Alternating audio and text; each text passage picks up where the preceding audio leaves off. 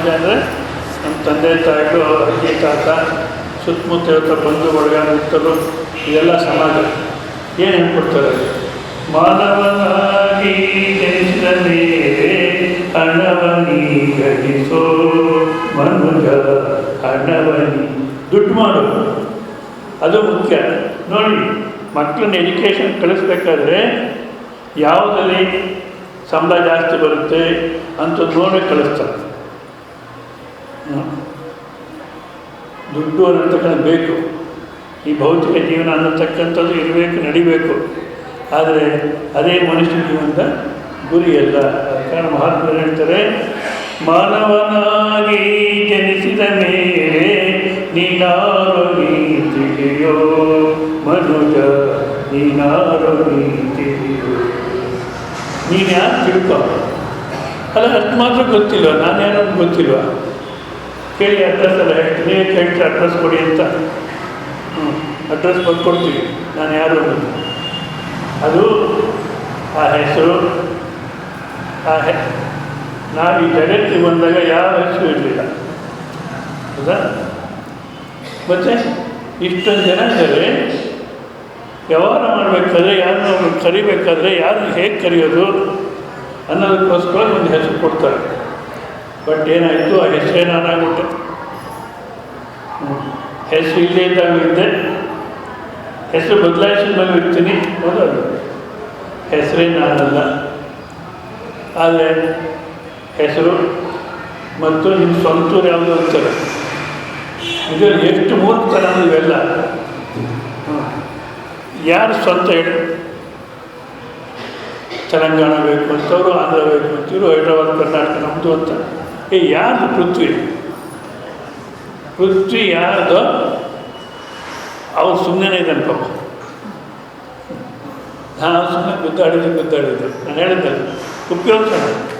ಅದೇ ನಂದು ನಾನು ಅಭಿಮಾನ ಇದ್ದೀರ ಉಪಯೋಗಿಸ್ಬೇಕು.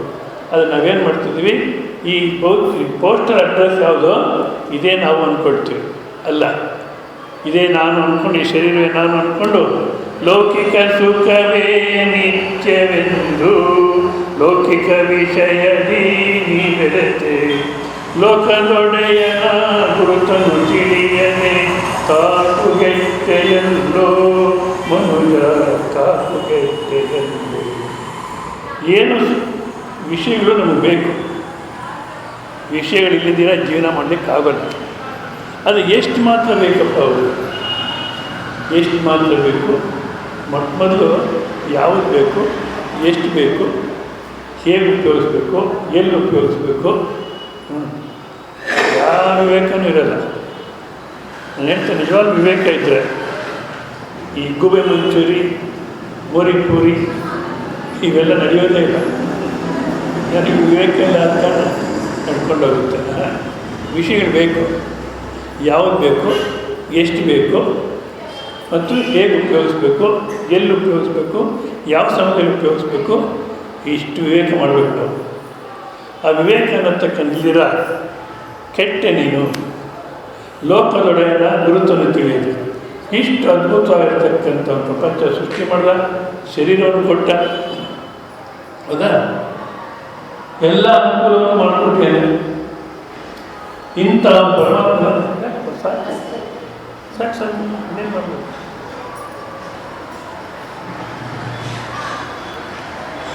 ಇಷ್ಟೆಲ್ಲವನ್ನು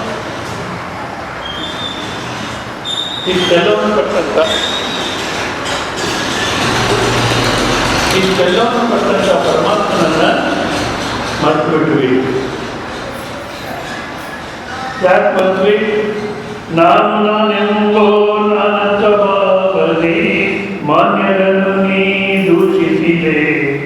ಜ್ಞಾನನಿಷ್ಠರ ಸ್ಥಿತಿಯನ್ನರಿಯದೆ ಶ್ವಾನನಾದೆಯಲ್ಲೋ ಶ್ವಾನ ನಾಯಿಯಾದೆಯಲ್ಲೋ ನೀನು. ನಾನು ನನ್ನದಂತ ನಾಯಿ ಮಾಡಿ ಒಂದು ಏರಿಯಾದ ಓಡಾಡ್ಕೊಂಡಿರುತ್ತೆ. ಅದರ ಹೆಸರಲ್ಲಿ ಯಾರು ಏನು ರಿಜಿಸ್ಟ್ರು ಮಾಡಿಲ್ಲ, ಹೌದಾ? ಅಲ್ಲೊಂದು 4 ಮನೆಯವರು ಅನ್ನ ಹಾಕ್ತಾರೆ, ಓಡಾಡ್ಕೊಂಡಿದ್ದಾರೆ. ಇನ್ನೊಂದು ನಾಯಿ ಬಂದರೆ ಹೋಯ್ತು ನನ್ನ ಎಷ್ಟು ಕೂಗಾಡುತ್ತ, ಹೌದಾ? ಅದ್ರಲ್ಲಿ ಏನೋ ಇದೆಯೋ. ನಮ್ಮದು ಅಷ್ಟೇ, ಏನನ್ನು ಇದೆಯೋ ಸ್ವಾಮೀಜಿ ನನ್ನ ಹೆಸರು ರಿಜಿಸ್ಟರ್ ಆಗಿದೆ. ಮೊದಲು ನಿಮ್ಮ ಗೌರ್ಮೆಂಟೇ ಗ್ಯಾರಂಟಿ ಇಲ್ಲ, ಕಂಡುಕೊಡು ಗೌರ್ಮೆಂಟು ಅಲ್ಲ. ಅವ್ರ ರಿಜಿಸ್ಟ್ರೇಷನ್ ಎಷ್ಟು ಮಾತ್ರ. ಒಂದು ವೇಳೆ ರಿಜಿಸ್ಟ್ರೇಷನ್ ಆಗಿದೆ, ರಿಜಿಸ್ಟ್ರೇಷನ್ ಪೇಪರು ಬ್ಯಾಂಕ್ ಲಾಕರಲ್ಲಿ ಭದ್ರವಾಗಿ ಇಟ್ಟಿದ್ದೀವಿ ಅಲ್ಲ. ರಾತ್ರಿ ಭೂಕಂಪ ಬಂತು, ಮನೆ ಬಿದ್ದೋಯ್ತು. ಇವಾಗ ನಿಮ್ಮ ರಿಜಿಸ್ಟ್ರೇಷನ್ ಪೇಪರ್ ಏನು ಗ್ಯಾರಂಟಿ? ಅದನ್ನು ನಾನು ನನ್ನ ಅಭಿಮಾನದಲ್ಲಿ ನಾನು ಹೇಳತಕ್ಕಂಥ ಮಾತನ್ನು ನಿರಾಕರಣೆ ಮಾಡಿ ಹೇಳ್ತಾ ಇದೆಯಾ ಅಷ್ಟೇ ಅಲ್ಲ. ಸತಿಸುತ್ತರೆಂಬೋ ಮೋಹನಿ ಮುಳುಗಿ ಗತಿಯನ್ನು ತಪ್ಪಿ ನಡೆದೆ. ಇದೇ ಜೀವನ ಅಂತ ಸಮಾಜ. ಅದೇ ಮಹಾತ್ಮ ಹೇಳ್ತಾರೆ, ಗತಿ ತಪ್ಪದೆ ನೀನು ಹೆಂಡತಿ ಮಕ್ಕಳು ಗಂಡ ಮಕ್ಕಳು ಇದು ಅವಶ್ಯಕತೆ ಇದೆ. ಅದು ಇಷ್ಟೇ ಜೀವನ ಅಲ್ಲ, ಮತ್ತೊಂದು ಉನ್ನತವಾದ ಜೀವನ ಇದೆ. ಆ ಜೀವನ ಅನ್ನತಕ್ಕ ಮತ್ತೆ ಆ ಕಾರಣ ಏನಪ್ಪ ಮಾಡಬೇಕು? ಪರಬ್ರಹ್ಮ ಸ್ವರೂಪ ನೀನೇ ಇದು. ಪರತತ್ವನು ನಮ್ಗೆ ಹೇಳ್ತಕ್ಕಂಥ ಗುರು ಯಾರಿದ್ದಾರೆ ಅವ್ರನ್ನ ಆಶ್ರಯಿಸಿ ಆ ಪರಬ್ರಹ್ಮ ಸ್ವರೂಪ ಅನ್ನತಕ್ಕ ತಿಳ್ಕೋಬೇಕು ಅನ್ನತಕ್ಕಂಥದ್ದು ಮಹಾತ್ಮರ ಒಂದು ಸಂದೇಶ. ಕೂಗಿ ಹೇಳ್ತಾರೆ ಅವರು. ನಾವು ಅದನ್ನು ಗಮನಕ್ಕೆ ತಗೊಂಡು ಅದೇ ಒಂದು ತತ್ವನ ಕೃಷ್ಣ ಪರಮಾತ್ಮ ನಮಗೆ ಅನೇಕ ರೀತಿಯಲ್ಲಿ ಉಪದೇಶ ಮಾಡಿ ಕೊನೆಗೆ ಎಲ್ಲಿ ಬಂದ ಪರಮಾತ್ಮ ಅಪ್ಪ ನಾನು ಹೇಳೋದು ನಿಮಗೆ ಅರ್ಥ ಆಗಲ್ಲ. ಪರಮಾತ್ಮ ತತ್ವ ಅಂದರೆ ಅದನ್ನು ಸ್ವಲ್ಪ ಪಕ್ಕಕ್ಕೆ ಇಟ್ಟು ವ್ಯವಹಾರ ದೃಷ್ಟಿಯಿಂದ ಅದನ್ನು ನೋಡು. ವ್ಯವಹಾರ ದೃಷ್ಟಿಯಿಂದ ನೋಡಿದಾಗಲೂ ನೀನು ದುಃಖ ಪಡ್ತಕ್ಕಂಥ ಅವಶ್ಯಕತೆ ಇಲ್ಲ. ಯಾಕೆಂದರೆ ಹುಟ್ಟಿದವರು ಸಾಯ್ತಾರೆ. ಒಂದು ವೇಳೆ ಆತ್ಮ ಶರೀರ ಅಂತ ವಿಭಾಗ ಗೊತ್ತಾಗಲಿಲ್ಲ ಅಂದರೆ ಗೊತ್ತಾಯಿತು ಆತ್ಮಕ್ಕೆ ಸಾವಿಲ್ಲ, ಆಗಲೂ ದುಃಖ ಪಡ್ತಕ್ಕಂಥ ಅವಶ್ಯಕತೆ ಇಲ್ಲ. ಗೊತ್ತಾಗಲಿಲ್ಲ ಶರೀರವೇ ಇರೋದು ಅಂದ್ರೂ ಅವಾಗಲೂ ಸಾಹಿತ್ಯ ಅನ್ನತಕ್ಕಂಥದ್ದಕ್ಕೆ ಭಯಪಡತಕ್ಕಂಥ ಅವಶ್ಯಕತೆ ಇಲ್ಲ. ಯಾಕೆಂದರೆ ನಾವು ಎಷ್ಟೇ ಭಯಪಡಲಿ, ಎಷ್ಟೇ ರಕ್ಷಣೆ ಮಾಡಿಕೊಳ್ಳಿ ಪ್ರಯತ್ನ ಮಾಡಲಿ, ನಾನು ಹೇಳಿದ್ದಲ್ಲ ಅಯೋಧ್ಯ ಇದನ್ನು ಯುದ್ಧ ಮಾಡಿ ಕೊನೆಗೆ ಸೋಲ್ತೀವಿ. ರೋಗ ಬರಬಾರ್ದು, ರೋಗ ಬರುತ್ತೆ. ಸಾವು ಬರಬಾರ್ದು ಅಂದರೆ ಬರುತ್ತೆ. ನಾವು ನಿಜವಾದ ಮನೆಗೆ ಆಹ್ವಾನ ಮಾಡಿ ಇರ್ತಕ್ಕಂಥ ಭಾಳಷ್ಟು ಆಹ್ವಾನ ಮಾಡಲ್ಲ. ಅದು ಯಮಧರ್ಮರಾಯ ನಾನು ಕರೆಯೋದಿಲ್ಲ. ಯಾವತ್ತು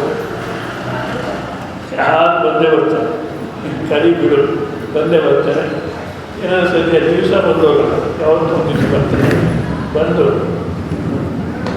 ಅವ್ರು ಯಾರು ಮನೆ ಕಟ್ಟಿದಂತೆ ಏನು ಊರಿಗೆ ರಾಜ್ಯದಲ್ಲೇ ಅಂತ ಮನೆ ಇರಲಿಲ್ಲ.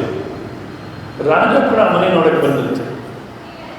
ಸರಿ, ಆ ಮನೆ ಓನರು ರಾಜನ ಕರ್ಕೊಂಡು ಮನೆಯೆಲ್ಲ ತೋರಿಸ್ತಾ ಇದ್ದಾನೆ.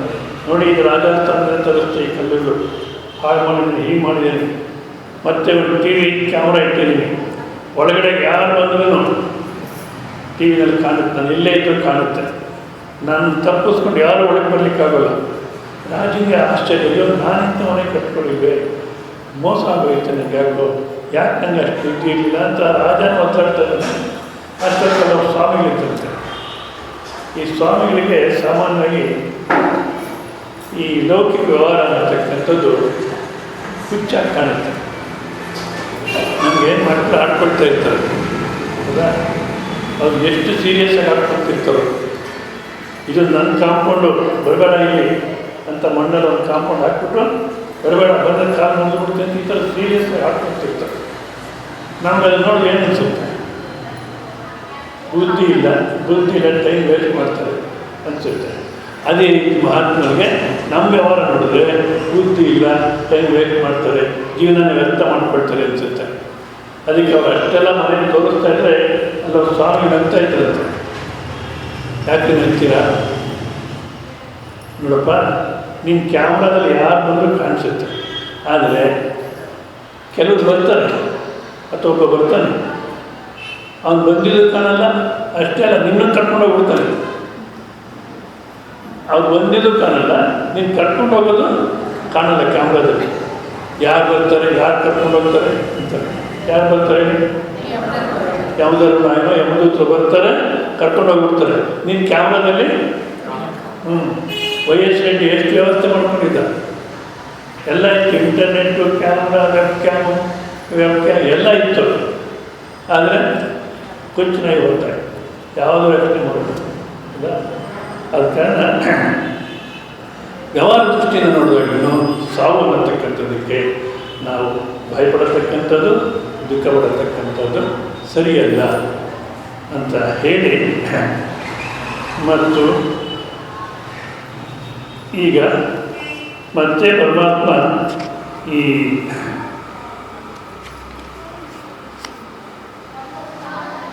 ಮತ್ತೆ ತತ್ವಚಿಂತನೆಗೆ ಬರ್ತಾರೆ. ಅಂದರೆ ಆತ್ಮಸ್ವರೂಪದ ವಿಷಯಕ್ಕೆ ಒಂದು ಕಾರ್ಯಕರಣ ಸಂಘಾತಾತ್ಮಕಾನ್ಯಪಿ ಭೂತಾನುದ್ದೇಶ ಶೋಕೋನ ಯುಕ್ತ ಕರ್ತು ಯತಃ. ಈ ಕಾರ್ಯಕರಣ ಸಂಘಾತವನ್ನೇ ಪ್ರಾಣಿಗಳು ಅಂತ ಇಟ್ಕೊಂಡ್ರು. ಅಂದರೆ ಕಾರ್ಯಕರಣ ಸಂಘಾತ ಅಂದರೆ ಶರೀರ, ಸಂಘಾತ ಅಂದರೆ ಹಲವಾರು ಜಡ ಪದಾರ್ಥಗಳಿಂದಾಗಿ ಮತ್ತೊಬ್ಬರು ಉಪಯೋಗಕ್ಕೋಸ್ಕರ ಇರೋದು ಸಂಘಾತ ಅಂದಾಗ. ಈಗ ಕಾರು ಹಲವಾರು ಜಡ ಪದಾರ್ಥಗಳಿಂದಾಗಿದೆ, ಯಾರು ಉಪಯೋಗಿಸಲಿಕ್ಕೆ, ಮತ್ತೊಬ್ಬರು ಉಪಯೋಗಿಸ್ಲಿಕ್ಕೆ, ಹೌದಾ? ಸರಿ, ಈ ಮಂದಿರ ಇಟ್ಟಿಗೆ, ಗಾರೆ, ಕಟ್ಟೆ ಎಲ್ಲ ಸೇರಿ ಆಗಿದೆ. ಪ್ರವಚನ ಕೇಳಿ ಮಂದಿರ ಮೋಕ್ಷ ಪಡೆಯುತ್ತೋ, ಮತ್ತು ಯಾರಿಗೋಸ್ಕರ? ನಮಗೋಸ್ಕರ. ಅದೇ ರೀತಿ ಸಂಘಾತ ಅಂದರೆ ಹಲವಾರು ಜಡ ಪದಾರ್ಥಗಳು ಒಟ್ಟಿಗೆ ಸೇರಿರ್ತಕ್ಕಂಥದ್ದು ಸಂಘಾತ ಅಂತಾರೆ. ಅದು ಮತ್ತೊಬ್ಬರು ಉಪಯೋಗಕ್ಕೆ ಇರುತ್ತೆ. ಇವಾಗ ಈ ಶರೀರ ಅನ್ನತಕ್ಕಂಥದ್ದು ಪಂಚಮಹಾಭೂತಗಳಿಂದ ಆಗಿರ್ತಕ್ಕಂಥದ್ದು, ಇದು ಸಂಘಾತ. ಯಾರಿಗೋಸ್ಕರ ಇದೆ? ನನಗೋಸ್ಕರ, ಹೌದಾ? ಒಂದೆಡೆ ನನಗೋಸ್ಕರ, ನಾನು ಅನ್ನತಕ್ಕಂಥ ಸಪ್ರೇಟಾಗಿದೆ ಅನ್ನೋದು ನಮ್ಮ ತಲೆ ಬಹುದೇ ಇದ್ರು, ಕೇವಲ ಈ ಶರೀರವೇ ನಮ್ಮ ಸ್ವರೂಪ ಅನ್ನತಕ್ಕಂಥ ದೃಷ್ಟಿಯಿಂದ ನೋಡಿದ್ರು ನೀನು ಒತ್ತಾಡ್ತಕ್ಕಂಥ ಅವಶ್ಯಕತೆ ಇಲ್ಲ ಅಂತಾರೆ. ಯಾಕೆಂದರೆ ನೋಡಿ, ಅನುಭವವನ್ನು ತೋರಿಸ್ತಾರೆ. 28ನೇ ಶ್ಲೋಕ. ಶ್ರೀ ಭಗವಾನುವಾಚ ಅವ್ಯಕ್ತಾದೀನಿ ಭೂತಾನಿ ವ್ಯಕ್ತಮದ್ಯಾನಿ ಭಾರತ ಅವ್ಯಕ್ತನಿಧನಾನ್ಯೇವ ತತ್ರ ಕಾ ಪರಿದೇವನ ಅವ್ಯಕ್ತಾದೀನಿ ಭೂತಾನಿ ವ್ಯಕ್ತಮದ್ಯಾನಿ ಭಾರತ ಅವ್ಯಕ್ತನಿಧನಾನ್ಯೇವ ತತ್ರ ಕಾ ಪರಿದೇವನ.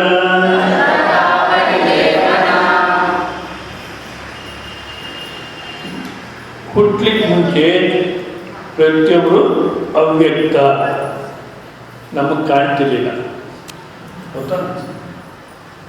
ಮತ್ತಿಲ್ಲಿಂದ ಹೊರಟೋದ್ಮೇಲೆ ಶರೀರ ಹುಟ್ಲಿಕ್ಕೆ ಮುಂಚೆ ಕಾಣ್ತಿರ್ಲಿಲ್ಲ, ಹೊರಟೋದ್ಮೇಲೆ ಕಾಣಲ್ಲ, ಮಧ್ಯ ಮಾತ್ರ ಕಾಣುತ್ತೆ, ಹೌದಾ?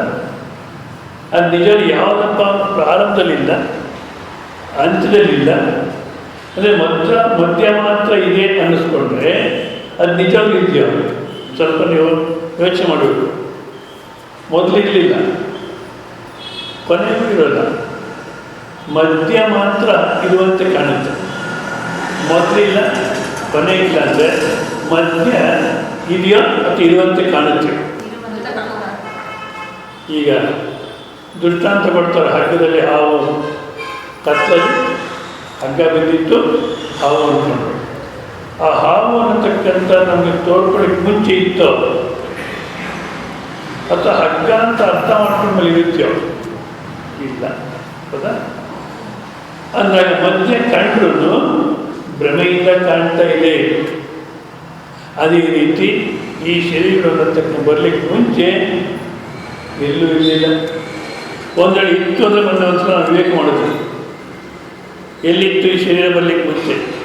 ತಾಯಿ ಗರ್ಭದಲ್ಲಿತ್ತು. ಅದೇ ಅಲ್ಲೇ ಪ್ರಾರಂಭ ಆಯಿತು ಅಂದರೆ ಇಲ್ಲ, ತಂದೆ ರೇತಸ್ಸಲ್ಲಿತ್ತು. ತಂದೆ ರೇತಸ್ಸಲ್ಲೇ ಪ್ರಾರಂಭ ಆಯಿತು ಇಲ್ಲ, ಅವ್ರು ತಿನ್ನಂಥ ಆಹಾರ ಪದಾರ್ಥದಲ್ಲಿತ್ತು. ಆ ಆಹಾರ ಪದಾರ್ಥ ಎಲ್ಲಿಂದ ಬಂತು ಅಂದರೆ ಆಹಾರ ಧಾನ್ಯ. ಅದು ಆ ಧಾನ್ಯ ಎಲ್ಲಿಂದ ಬಂತು? ಮಳೆ. ಮಳೆ ಹೆಂಗೆ ಬಂತು? ಸೂರ್ಯಚಂದ್ರರಿಂದ ಮಳೆ ಬಂತು. ಹೀಗೆ ಹುಡುಕೊಂಡು ಹೋದರೆ ಎಲ್ಲಿ ಹೋಗುತ್ತಪ್ಪ ಅಂದರೆ ಪರಮಾತ್ಮ ಸ್ವರೂಪಕ್ಕೆ ಹೋಗುತ್ತೆ. ಅದೇ ಮೊನ್ನೆ ಯಾರು ಹೇಳಿದ್ರು, ನೀವು ಆ ಮಂತ್ರ ಹೇಳಬೇಕಾಗಿತ್ತು ಅಂತ. ಆತ್ಮ ಆಕಾಶ ಸಂಭೂತ ಆಕಾಶ ವಾಯೋರಗ್ನಿ ಅಗ್ನೇರಾಪ ಅದ್ಯ ಪೃಥ್ವಿ ಪೃಥಿವ್ಯಾಂ ಓಷಧೆ ಓಷಧಿಭ್ಯನ್ನ ಅನ್ನ ಪುರುಷ. ಹೌದಾ? ಅಂದಾಗ ಇದು ಎಲ್ಲಿ ಪ್ರಾರಂಭ ಆಯಿತು ಅಂದರೆ ಪರಮಾತ್ಮನೇ ಪ್ರಾರಂಭ ಆಯಿತು. ಮತ್ತೊಂದು ಹೋಗುತ್ತೆ, ಎಲ್ಲಿ ಹೋಗುತ್ತೆ ನೋಡಿ. ಶರೀರ ನಾಶ ಆಯಿತು ಅಂತ ಹೇಳಿದಾಗ ಈಗ ಏನು ನಾಶ ಆಗುತ್ತಲ್ಲಿ? ಪಂಚಮಹಾಭೂತಗಳು ಸೇರ್ಕೊಂಡು ಹೋಗುತ್ತೆ. ಶರೀರದಲ್ಲಿರ್ತಕ್ಕಂಥ ಆಕಾಶ ಒಂದಾಗ್ಬಿಡುತ್ತೆ. ಮತ್ತು ಪೃಥ್ವಿ ಅಂಶ ಪೃಥ್ವಿನಲ್ಲಿ ಸೇರೋಗುತ್ತೆ, ಗಾಳಿ ಅಂಶ ಗಾಳಿನಲ್ಲಿ ಸೇರೋಗುತ್ತೆ, ಹೌದಾ? ಅಗ್ನಿ ಅಂಶ ಅಗ್ನಿಯಲ್ಲಿ ಸೇರೋಗುತ್ತೆ. ಈ ಸ್ಥೂಲ ಶರೀರ ಅನ್ನತಕ್ಕ ಈ ರೀತಿ ಪಂಚಮಹಾಭೂತಗಳು ಸೇರೋಗುತ್ತೆ. ಈ ಸೂಕ್ಷ್ಮ ಶರೀರ ಅನ್ನತಕ್ಕಂಥದ್ದು ಮನಸ್ಸು, ಬುದ್ಧಿ, ಚಿತ್ತ, ಅಹಂಕಾರ ಅಂತಾರೆ. ಹೌದಾ? ಮನಸ್ಸಂದರೆ ಸಂಕಲ್ಪ ವಿಕಲ್ಪ ಮಾಡತಕ್ಕಂಥ ಮನಸ್ಸು. ಅಂತಃಕರಣ ಅಂತಾರೆ. ಅಂತಃಕರಣ ಅಂದರೆ ಅಂತಹ ಒಳಗಡೆ, ಕರ್ಣ ಅಂದರೆ ಒಂದು ಸಲಕರಣೆ, ನಮ್ಮ ವ್ಯವಹಾರಕ್ಕೆ ಇರತಕ್ಕಂಥ ಒಂದು ಸಲಕರಣೆ. ಅದು ಯಾವ ಸಂಶಯದಲ್ಲಿರುತ್ತೋ ಅಥವಾ ಸಂಕಲ್ಪ ವಿಕಲ್ಪ ಮಾಡುತ್ತೋ ಅವಾಗ ಮನಸ್ಸಂತ. ಒಂದು ನಿಶ್ಚಯಕ್ಕೆ ಬಂದರೆ ಬುದ್ಧಿ ಅಂತ. ಮತ್ತು ಚಿತ್ತ ಅಂದಾಗ 2-3 ಅರ್ಥ ಕೊಡ್ತಾರೆ ಅದಕ್ಕೆ. ಒಂದು, ಈ ಮನಸ್ಸು ಬುದ್ಧಿ ಅಹಂಕಾರ ನೋಡಿದಾಗ ಅದು ಜಡ ಅನ್ಸಲ್ಲ, ನಮಗೆ ಚೇತನ ಸ್ವರೂಪ ಅನಿಸುತ್ತೆ. ಸೊ ಆ ಚೈತನ್ಯ ಅನ್ನತಕ್ಕಂಥ ಮನಸ್ಸು ಬುದ್ಧಿ ಅಹಂಕಾರ ಏನು ಕಾಣುತ್ತೀವೋ ಅದು ಪರಮಾತ್ಮನ ಇರುವಿಕೆನೆ. ಸೊ ಆ ಇರುವಿಕೆಯಿಂದ ತೋರ್ಕೊಳ್ತಿದೆ. ಅಲ್ಲಿ ಚೈತನ್ಯವಾಗಿ ತೋರ್ತಕ್ಕಂಥದ್ದನ್ನು ಜಡ ಆದರೂ ನಮ್ಮ ಚೈತನ್ಯವಾಗಿ ತೋರೋದು ಚಿತ್ತ ಅಂತಾರೆ. ಇದು ಒಂದು ಅರ್ಥ ಕೊಡ್ತಾರೆ. ಎರಡನೇದು, ವಿಷಯಾಸಕ್ತ ಮನಃ ಚಿತ್ತ. ಯಾವ ಮನಸ್ಸು ವಿಷಯದಲ್ಲಿ ಆಸಕ್ತಿಯನ್ನು ಪಡೆಯುತ್ತೋ ಅದನ್ನು ಚಿತ್ತ ಅಂತಾರೆ. ಇನ್ನೊಂದು ಅರ್ಥ, ನಾವು ಜ್ಞಾಪಕ ಇಟ್ಕೊಂಡಿರ್ತೀವಿ, ಸಾಕಷ್ಟು ಜ್ಞಾಪಕ ಇಟ್ಕೊಂಡಿರ್ತೀವಿ, ಹೌದಾ? ಅದು ಎಲ್ಲಿ ಜ್ಞಾಪಕ ಅಂತಕ್ಕಂಥದ್ದು ಅದು ಚಿತ್ತ ಅಂತಾರೆ. ಇದು ಭೌತಿಕ ವಿಜ್ಞಾನ ಆ ರೀತಿ ಒಪ್ಪಲ್ಲ. ಯಾಕೆ? ಮೆಮೊರಿ ಸೆಲ್ಸ್ ಇದೆ, ಆ ಮೆಮೊರಿ ಸೆಲ್ಸ್ ಜ್ಞಾಪಕ ಇರುತ್ತೆ ಅಂತಾರೆ. ಇಲ್ಲಿ ಅಂದರೆ ಸ್ಥೂಲ ಶರೀರ ಅನ್ನತಕ್ಕಂಥದ್ದು ಪಂಚಮಹಾಭೂತಗಳು ಸೇರೋಗ್ಬಿಡುತ್ತೆ, ಏನು ನಷ್ಟ ಆಗೋಲ್ಲ. ಮನಸ್ಸು ಬುದ್ಧಿ ಚಿತ್ತ ಅಹಂಕಾರ ಅನ್ನತಕ್ಕಂಥದ್ದು ಸೂಕ್ಷ್ಮ ಶರೀರ ಸಂಸ್ಕಾರ ಪ್ರಕಾರ ಮತ್ತೊಂದು ಜನ್ಮಕ್ಕೆ ಹೋಗುತ್ತೆ. ಇವೆರಡಕ್ಕೂ ಆಧಾರವಾಗಿರತಕ್ಕಂಥ ಸ್ವರೂಪ ಏನಾಗಲ್ಲ ಅದಕ್ಕೆ. ಮತ್ತು ಇದು ನಷ್ಟ ಆಗಿದೆ ಯಾವುದಪ್ಪ? ಏನು ನಷ್ಟ ಆಯ್ತು? ಇದು ನಷ್ಟ ಆಗಿದೆ. ಯಾವುದು? ನಮ್ಮ ಬುದ್ಧಿ, ನಮ್ಮ ತಿಳುವಳಿಕೆ ಇಲ್ಲ ತಲೆಗೆ. ಹೋಗ್ಬಿಟ್ರು ಅಂತೀವಿ. ಆದ ಕಾರಣ ಹುಟ್ಲಿಕ್ಕೆ ಮುಂಚೆ ಇರಲಿಲ್ಲ, ಹೋದ್ಮೇಲೆ ಇಲ್ಲ, ಮಧ್ಯೆ ಇರುವಂತೆ ಕಂಡು ಭ್ರಾಂತಿ ಮಾತ್ರ. ಆದ ಕಾರಣ ಒತ್ತಾಡತಕ್ಕಂಥ ಅವಶ್ಯಕತೆ ಇಲ್ಲ. ಯಾರೋ ಒಬ್ಬ ರಾಜಕುಮಾರ ಕಾಡಿಗೆ ಬೇಟೆ ಹೋಗ್ತಾರೆ. ಅಲ್ಲಿ ಒಬ್ಬರು ಮಹಾತ್ಮರು ತಪಸ್ಸು ಮಾಡ್ಕೊಂಡಿರ್ತಾರೆ. ಸರಿ, ವಿಚಾರಿಸ್ತಾರೆ, ಯಾರಪ್ಪ ನೀನು ಅಂತಾರೆ. ನಾನು ನಿರ್ಮೋಹ ರಾಜನ ಮಗ ಅಂತಾರೆ. ನಿರ್ಮೋಹ ರಾಜನ ಮಗ. ನಿರ್ಮೋಹ ರಾಜ ಅನ್ನೋದು ಬರೀ ಹೆಸರು ಅಥವಾ ನಿಜವಾದ ಮೋಹ ಇರೋ ರಾಜನ? ನಿಜವಾದ ಮೋಹ ಇಲ್ಲ, ನಿರ್ಮೋಹ ಮೋಹ ಇಲ್ಲ ಅಂತ.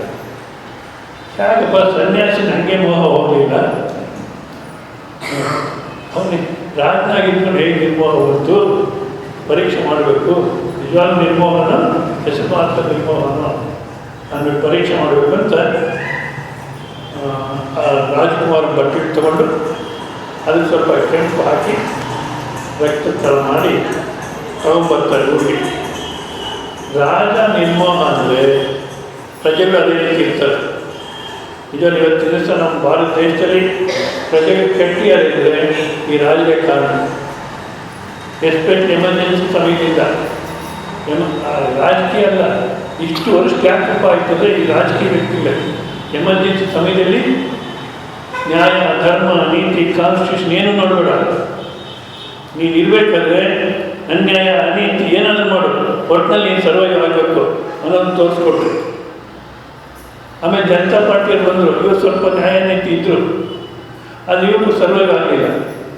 ಅವಾಗ ಜನಕ್ಕೆ ಏನು ಅಭಿಪ್ರಾಯ ಬಂತು, ನಾವು ಇರಬೇಕಾದ್ರೆ ಅಧಿಕಾರದಲ್ಲಿ ಎಲ್ಲ ಮುಂದುವರಿಬೇಕಾದ್ರೆ ಆಕಿನೇ ಕರೆಕ್ಟ್, ಆಕೆ ಇದ್ದಾಗೆ ಇರಬೇಕು ಅಂದ್ಬಿಟ್ಟು ನ್ಯಾಷನಲ್ ಕ್ಯಾರೆಕ್ಟರ್, ಇಡೀ ದೇಶದ ಒಂದು ಸಂಸ್ಕೃತಿ, ಒಂದು ನಡತೆ, ಸದಾಚಾರ ಏನಿತ್ತು ಎಲ್ಲೂ ಹಾಳು ಮಾಡಿಬಿಟ್ರು. ಇವತ್ತಿನ ದಿವಸ ಹೇಗಿರುತ್ತೆ ಸರ್ ಮಾಡೋಕ್ಕೆ ಗೊತ್ತಾಗಿಲ್ಲ. ಇಲ್ಲಿ ಅಂದರೆ ಯಥಾ ರಾಜ ತಥಾ ಪ್ರಜಾ, ರಾಜ ಹೇಗಿರ್ತಾರೋ ಪ್ರಜೆಗಳು ಹಾಗೆ ಇರ್ತಾರೆ. ಆ ಕಾರಣ ಮೊಟ್ಟ ಪ್ರಜೆಗಳ ಪರೀಕ್ಷೆ ಮಾಡೋಣ ಅಂತ ಹೋಗ್ತಾರೆ. ಅವ್ರಿಗೆ ಹೇಳ್ತಾರೆ, ನೀವು ರಾಜ್ಕುಮಾರ್ ಹೋಗ್ಬಿಟ್ಟೇನೆ ಅಂತ. ಅವ್ರಿಗೆ ಏನು ಅನ್ಸೋದೇ ಇಲ್ಲ. ಅವ್ರು ಹೇಳ್ತಾರೆ, ಮರದಲ್ಲಿ ಯಾವ ರೀತಿ ಹಣ್ಣೆಲ್ಲ ಉದುರುತ್ತೋ, ಚಿಗುರೆಲ್ಲ ಬರುತ್ತೋ, ತಥೈವ ಜಂತುವ ಕಾಲೆ, ಅದೇ ರೀತಿ ಜೀವಿಗಳು ಹುಟ್ಟತಕ್ಕಂಥದ್ದು, ಹೋಗತಕ್ಕಂಥದ್ದು ಇದು ಸಹಜ. ಅದಕ್ಕೋಸ್ಕರ ದುಃಖ ಪಡತಕ್ಕಂಥ ಅವಶ್ಯಕತೆ ಇಲ್ಲ. ಎಲ್ಲಿದೆ ಹಣೆ ಹಣೆ ತೊಗೊಂಡ್ಬರ್ತೀವಿ ಅಂತಾರೆ.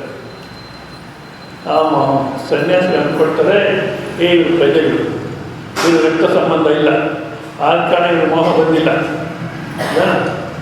ರಾಜನಿಗೆ ಹೇಳಿದರೆ ಅವ್ರಿಗಾದರೂ ಮೋಹ ಇರುತ್ತೆ ಅಂದ್ಬಿಟ್ಟು ರಾಜನ ಹತ್ರ ನಿಮ್ಮ ಮಗ ಹೋಗಿದ್ದಾನೆ ಅಂದರೆ ಪುತ್ರ ಶೋಕಂ ನಿರಂತರ ಅಂತೀವಲ್ಲ, ಅದು ರಾಜನಿಗೆ ಏನು ಅನಿಸಿಲ್ಲ. ರಾಜ ಹೇಳ್ತಾನೆ, ಅದಕ್ಕೇನು ಋಣಾನ ಬಂದ ರೂಪೇಣ ಪಶುಪತ್ನಿ ಸುತಾಲಯ ಋಣಕ್ಷಯ ವಿನಶ್ಯಂತಿ ತಾತತ್ವವೇದನ. ಎಲ್ಲ ಋಣಾನ ಬಂದ, ಒಂದಗಳು ಹೆಚ್ಚಿರೋದು, ಒಂದಗಳು ಕೊರೆಯಿರೋದು, ನಿನ್ನ ಅನ್ನ ಋಣ ತೀರ್ಥದಲ್ಲಿ ಪಯಣ, ಹಿಂದಕ್ಕೂ ಕಾಲಿರೋದು, ಮುಂದಕ್ಕೂ ಕಾಲಿರೋದು, ಸಂದಡ ಕವಿದ ನಮ್ಮ ಕೃತಿಮ. ಋಣ ಎಷ್ಟು ಋಣ ಇದೆಯೋ ಅಷ್ಟು ಮಾತ್ರ ಇರ್ತೀವಿ, ಮತ್ತೆ ಜಾಗ ಖಾಲಿ ಮಾಡ್ತೀವಿ. ಒಂದಗಳು ಹೆಚ್ಚಿಗೆ ತಿನ್ನೋಕ್ಕೋಗಲ್ಲ, ಒಂದಗಳು ಕಮ್ಮಿ ತಿನ್ನೋಕ್ಕೋಗಲ್ಲ. ಇವೆಲ್ಲ ಒಪ್ಪೋದು ಕಷ್ಟ ನಾವು. ಆದರೆ ಸತ್ಯ ಜೀವನದಲ್ಲಿ ಎಷ್ಟು ಮಾತ್ರ ಸಂಬಂಧ ಅನ್ನತಕ್ಕದ್ದು. ಹಾಲು ಬಿಡ್ಡಲು ವೆಂಟರಾರನ್ನ ನಿಜ ಮೆರಿಗೆ ನೀವು ಬಂದು ಜಾಲಪು ಮಮತ ಬೀಡನ್ನ ಪಕ್ಷಿ ಜಾಲಪು ಚೆಟ್ಟು ಪೈನ ಚೇರಿಯುಂಡುನು ಸಂಜೆ ವೇಳ ಪಕ್ಷಿ ಜಾಲಪು ಚೆಟ್ಟು ಪೈನ ಸೇರಿಯುಂಡುನು ಸಂಜೆ ವೇಳ ಹೊದ್ದು ಪಡುವ ಪಕ್ಷಿಗಳನ್ನು ಎಗರಿಪೋಗುವರು. ಸಾಯಂಕಾಲವನ್ನು ಮಲ್ಬಾಗಿ ಕೂತಿರ್ತಾರೆ ಪಕ್ಷಿಗಳು, ಸೂರ್ಯೋದಯ ಆದರೆ ಹೊರಟುಬಿಡುತ್ತೆ. ಇಲ್ಲೂ ಅಷ್ಟೇ ಸಂಬಂಧ. ಅಷ್ಟು ಬಿಟ್ಟರೆ ನಾವು ಗಾಢವಾಗಿ ಸಂಬಂಧ ಅಂತ ಬೆಳೆಸ್ಕೋಬೋದು, ಬೆಳೆಸ್ಕೋಬೋದು. ಎಷ್ಟೇ ಗಾಢವಾಗಿದ್ದು ಸಂಯೋಗ ಉಪಯೋಗ ಅಂತಹ ಒಟ್ಟಿಗೆ ಸೇರ್ತೀವಿ ಅಂದರೆ ಬಿಟ್ಟು ಹೋಗ್ಲಿಕ್ಕೆ ಹೊರತು ಶಾಶ್ವತವಾಗಿರ್ಲಿಕ್ಕೂ ಅಂತಲ್ಲ. ಈಗ ಭಾರತ ದೇಶದಲ್ಲಿ ದಾಂಪತ್ಯ ಜೀವನ ಅಂತಕ್ಕಂಥದ್ದು ಭಾಳಷ್ಟು ಪವಿತ್ರವಾಗಿಟ್ಟಿದ್ದಾರೆ. ಈಗಲಿದೆ ಆ ಪವಿತ್ರತೆ. ಹೌದಾ? ಎಷ್ಟೊಂದು 50 ವರ್ಷ ಆಗ್ತಿದ್ರು ಈಗೇನೋ ಅಭಿಪ್ರಾಯ ಇದೆ, ಮದುವೆ ಆಗಿಬಿಟ್ರೆ ಶಾಶ್ವತವಾಗಿರಬೇಕು ಅನ್ನೋದಕ್ಕಂದ್ರೆ ಅದು ಎಷ್ಟೇ ಶಾಶ್ವತ, ಎಷ್ಟು ಯಾವ ಥರ ಇರೋರು. ಗಂಡ ಸತ್ತ, ಅದು ಆಗಿನ ಕಾಲಕ್ಕೆ, ಈಗಿನ ಕಾಲಕ್ಕೆ ಏನಿಲ್ಲ, ಅದನ್ನೆಲ್ಲ ಏನು ತಲೆಗೆ ಹಾಕೋಬೋದು. ಗಂಡ ಸತ್ತ ಅನ್ನತಕ್ಕಂಥ ವಾರ್ತೆ ಕೇಳಿದ್ರೆ ಪ್ರಾಣ ಹೋಗ್ಬಿಡೋದು ಆಕೆ. ಅಷ್ಟೊಂದು ಗಾಢ ಪ್ರೇಮದಾಗಿದ್ರೂ ಮೊದಲು ಅವ್ರೋಗೋರು, ಆಮೇಲೆ ಇವ್ರೋಗೋರು. ಸುಬ್ಬಯ್ಯ ನಾಯ್ಡು ಅಂತ ಒಬ್ಬರು ಡ್ರಾಮಾಟಿಸ್ಟ್ ಇದ್ರು, ವರ್ಷ ವಯಸ್ಸಾಗಿ ಅವ್ರಿಗೆ ಗೊತ್ತಿರುತ್ತೆ. ಆಗಿನ ಕಾಲಕ್ಕೆ ಈ ಪೌರಾಣಿಕ ಡ್ರಾಮಗಳನ್ನ ಭಾಳಷ್ಟು ಸಿನಿ ಎಫೆಕ್ಟಲ್ಲಿ ತೋರಿಸೋರು ಆಡೋರು. ಆ ಸುಬ್ಬಯ್ಯ ನಾಯ್ಡು ಅವ್ರ ಶ್ರೀಮಂತಿಯರು ನಿಜ ಜೀವನದಲ್ಲೂ ಶ್ರೀಮಂತಿಯರಾಗಿದ್ದರು ಮತ್ತು ಸ್ಟೇಜ್ನಲ್ಲಿ ಕಾಣಿಸ್ಕೋಬೇಕಾದ್ರೆ ಗಂಡ ಹೆಂಡತಿ ಥರನೇ ಕಾಣಿಸ್ಕೊಳ್ಳೋದು. ರಾವಣ ಅಂದರೆ ಆಕೆ ಮಂಡೋದರಿ, ಇವರು ಹರಿಶ್ಚಂದ್ರ ಆಕೆ ಚಂದ್ರಮತಿ, ಈ ರೀತಿ ಗಂಡ ಹೆಂಡತಿ ಥರನೇ ಸ್ಟೇಜ್ ಮೇಲೆ ಕಾಣೋದು ಮತ್ತು ನಿಜ ಜೀವನದಲ್ಲಿ ಹಾಗೆ ಇದ್ದರು. ಸೊ ಸುಬ್ಬಯ್ಯ ನಾಯ್ಡು ಅವರು ಮೊದಲು ಹೋದರು. ಅವ್ರು ಸ್ವಲ್ಪ ಪ್ರಖ್ಯಾತಿ ಇತ್ತು. ಆ ಹೆಣ್ಣನ್ನು ದರ್ಶನಕ್ಕೆ ಇಟ್ಟಿದ್ರು. ಜನಗಳೆಲ್ಲ ಬಂದು ಕಾಲು ನಮಸ್ಕಾರ ಮಾಡ್ಕೊಂಡು ಹೋಗ್ತಿದ್ರಂತೆ. ಕೊನೆಯಲ್ಲಿ ಹಾಕಿ ಬರ್ತಾರೆ ನಮಸ್ಕಾರ ಮಾಡಲಿಕ್ಕೆ, ತಲೆ ಪಾದದಲ್ಲಿ ಇಡ್ತಾರೆ, ಮತ್ತೆ ಮೇಲೆ ಕೇಳಲ್ಲ. ಆ ಪಾದದಲ್ಲೇ ಪ್ರಾಣ ಮಾಡಿಬಿಡ್ತಾರೆ. ಅಂದರೆ ಇಷ್ಟು ಗಾಢವಾಗಿದ್ರೂ ಮೊದಲು ಅವ್ರು ಹೋದ್ರು, ಆಮೇಲೆ ಈಕೆ ಹೋದ್ರು. ಅದೇನು ಒಟ್ಟಿನಲ್ಲಿ ಸಂಬಂಧ ಅನ್ನತಕ್ಕಂಥದ್ದು ಶಾಶ್ವತವಲ್ಲ, ಅದನ್ನು ಅರ್ಥ ಮಾಡಿಕೊಂಡು ಜೀವನ ಮಾಡಬೇಕು. ಹಾಗೇನು ದೇಶ ಉಳಿಸ್ಬೇಕು ಅಂತಲ್ಲ. ಸಂಬಂಧ ಅನ್ನತಕ್ಕಂಥ ನಾವು ಶಾಶ್ವತ ಅಂದ್ಕೊಳ್ತೀವಿ, ಅಲ್ಲ. ಸರಿ, ಋಣಾನುಬಂಧ ಅಂತಾರೆ. ಇವರಿಗೆ ರಾಜ್ಯಭಾರ ಮಾಡ್ಕೊಂಡಿದ್ದಾರೆ, ಇವ್ರಿಗೆ ಮೋಹ ಬಂದಿಲ್ಲ. ಆ ಹೆಚ್ಚು ತಾಯಿಗಾದರೂ ಹೋಗಿ ಹೇಳಿದ್ರೆ ಆಕೆ ಮೋಹ ಇರುತ್ತೆ ಅಂದ್ಬಿಟ್ಟು ತಾಯಿ ಹತ್ರ ಹೇಳ್ತಾರೆ, ಹೋಗಿ ಮಗ ಹೋಗ್ಬಿಟ್ಟೇನೆ ಅಂತ. ಆಕೆ ಅಂತಾಳೆ, ಮೃಣ್ಮಯಾನಿ ಚ ಭಾಂಡಾನಿ ಬಹು ಭಾಂಡಾನಿ ಭಿನ್ನವತ್ತು ಭಿನ್ನಂ ಭಾಂಡಂ ಪರಿತ್ಯಜ್ಯ ಕಾತತ್ರ ಪರಿದೇವನ. ಹಲವಾರು ಮಡಿಕೆ ಕುಡಿಕೆ ಹಲ್ಲೆ ಶವ ಇದೆ, ಅದನ್ನೊಂದು ಮಡಿಕೆ ಹೊಡೆದೋಯ್ತು. ಮಡಿಕೆ ಹೊಡೆದೋದ್ರೆ ಏನು ನಷ್ಟ ಆಯಿತು? ಮಣ್ಣು ಹಾಗೆ ಇದೆಯಲ್ವ. ನಾನು ಹೇಳ್ತಿರ್ತೀನಿ, ಮಡಿಕೆ ಮಣ್ಣು ಅಂದ್ರೆ ಬೇಜಾರಾಗುತ್ತೆ. ನೆಕ್ಲೆಸ್ಸು ಯಾರು ಮಗುವಂತೆ ಕೊಡ್ತಿದ್ವಿ, ಅದೆಲ್ಲ ಕಿತ್ತೇನೋ ಮಾಡ್ಬಿಡ್ತು. ಹೌದಾ? ಆಮೇಲೆ ನೋಡ್ತೀವಿ ಚೂರಾಗಿದೆ. ಈಗ ನೆಕ್ಲೆಸ್ ಹೋಯಿತು ಅಂತೀವಿ, ಆದರೆ ಬಂಗಾರ ಮಾತ್ರ ಅಷ್ಟು ತೂಕ ಇದೆ, ಏನು ಕಮ್ಮಿ ಆಗಿದೆ. ಹೌದಾ? ಅಂದಾಗ ಆಕಾರ ಮಾತ್ರ ಹೊರತು ಇನ್ನೇನು ನಷ್ಟನೂ ಆಗಿಲ್ಲ. ಅದೇ ರೀತಿ ಮಗ ಅನ್ನತಕ್ಕಂಥನು ಆಕಾರ ಪಂಚಮಾತ್ರ ಹೊರಟೋಯ್ತು, ಸೂಕ್ಷ್ಮ ಶರೀರ ಮತ್ತೊಂದು ಶರೀರ ಹೊರಟೋಯ್ತು. ನಿಜವಾದಂಥ ಪರಮಾತ್ಮ ಸ್ವರೂಪ ಏನಾಗಿಲ್ಲ ಅಂತೇಳ ತಾಯಿ. ಈಕೆಗೂ ಮೋಹ ಬಂದಿಲ್ಲ, ಹೆಂಡತಿಗಾದ್ರೂ ಮೋಹ ಇದ್ದೇ ಇರುತ್ತೆ ಅಂತ ಹೆಂಡತಿ ಅಂತ ಹೇಳಿದ್ರೆ ಆಕೆ ಹೇಳ್ತಾರೆ, ಇದಂ ಕಾಟ ನದ್ಯಾವಾಸಿ ಸಂಗತ. ಒಂದು ಕಟ್ಟಿಗೆ ಇನ್ನೊಂದು ಕಟ್ಟಿಗೆ ಪ್ರವಾಸದಲ್ಲಿ ಹೋಗ್ತಿರುತ್ತೆ. ಒಂದು ಅಲೆ ಬಂದರೆ ಒಟ್ಟಿಗೆ ಆಗುತ್ತೆ, ಇನ್ನೊಂದು ಅಲೆ ಬಂದರೆ ಬೇರೆ ಆಗುತ್ತೆ. ಇದು ಜೀವನದ ಸತ್ಯ ಅಂತಲಾಗಿ. ಅಂದರೆ ನಾವು ಯಾವ ರೀತಿ ಇರಬೇಕಪ್ಪ ಜೀವನದಲ್ಲಿ ಇದ್ದರೆ ಇರಬೇಕು, ಬಟ್ ಈ ಸತ್ಯಗಳನ್ನೆಲ್ಲ ಅರ್ಥ ಮಾಡ್ಕೊಂಡಿರೋದು, ಆಗಲೇ ಆನಂದವಾಗಲಿಕ್ಕೆ ಸಾಧ್ಯ. ಇಲ್ಲದೆ ಸಾಧ್ಯ ಇಲ್ಲ. ಆದ ಕಾರಣ ಯಾವ ಜೀವರಾಶಿಗಳು ವ್ಯಕ್ತವಾಗಿರೈತೋ ಮಧ್ಯೆ ವ್ಯಕ್ತವಾಗಿ ಇಳಿದಿರಾಗುತ್ತೋ ಅವು ಭ್ರಾಂತಿ. ನ ಅಸೌತವ ನ ತಸ್ಯ ತ್ವಂ ಕೃತಾಕ ಪೌರೋನ. ನಿಜವಾಗಿ ಅವ್ರು ಸೇರಿದ್ರೆ ಅವ್ರನ್ನ ಸೇರ್ತಾರಲ್ಲ. ಶರೀರಗಳು ಪಂಚಮಹಾಭೂತಕ್ಕೆ ಸೇರಿದ್ರು, ಆತ್ಮಸ್ವರೂಪ ಅಂತ ಎಲ್ಲರಿಗೂ ಒಂದೇ, ಅಲ್ಲಿ ಯಾರ್ಯಾರ ಸಂಬಂಧನೂ ಇಲ್ಲ, ಇರೋದೊಂದೇ. ಪಂಚಮಹಾಭೂತಕ್ಕೆ ಸೇರೋದಿದೆ. ಇನ್ನು ಯಾವ ನಿರ್ವಾಹ ಸಂಬಂಧ ಏನು?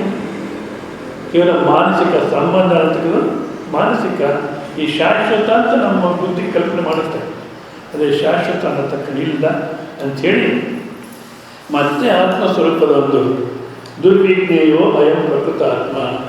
ಏನು ಆತ್ಮವಿಚಾರ ಅಂತ ನಡೀತಿದೆಯೋ ಇದು ದುರ್ವಿಜ್ಞೇಯ, ತಿಳ್ಕೊಳ್ತಕ್ಕಂಥದ್ದು ಕಷ್ಟ.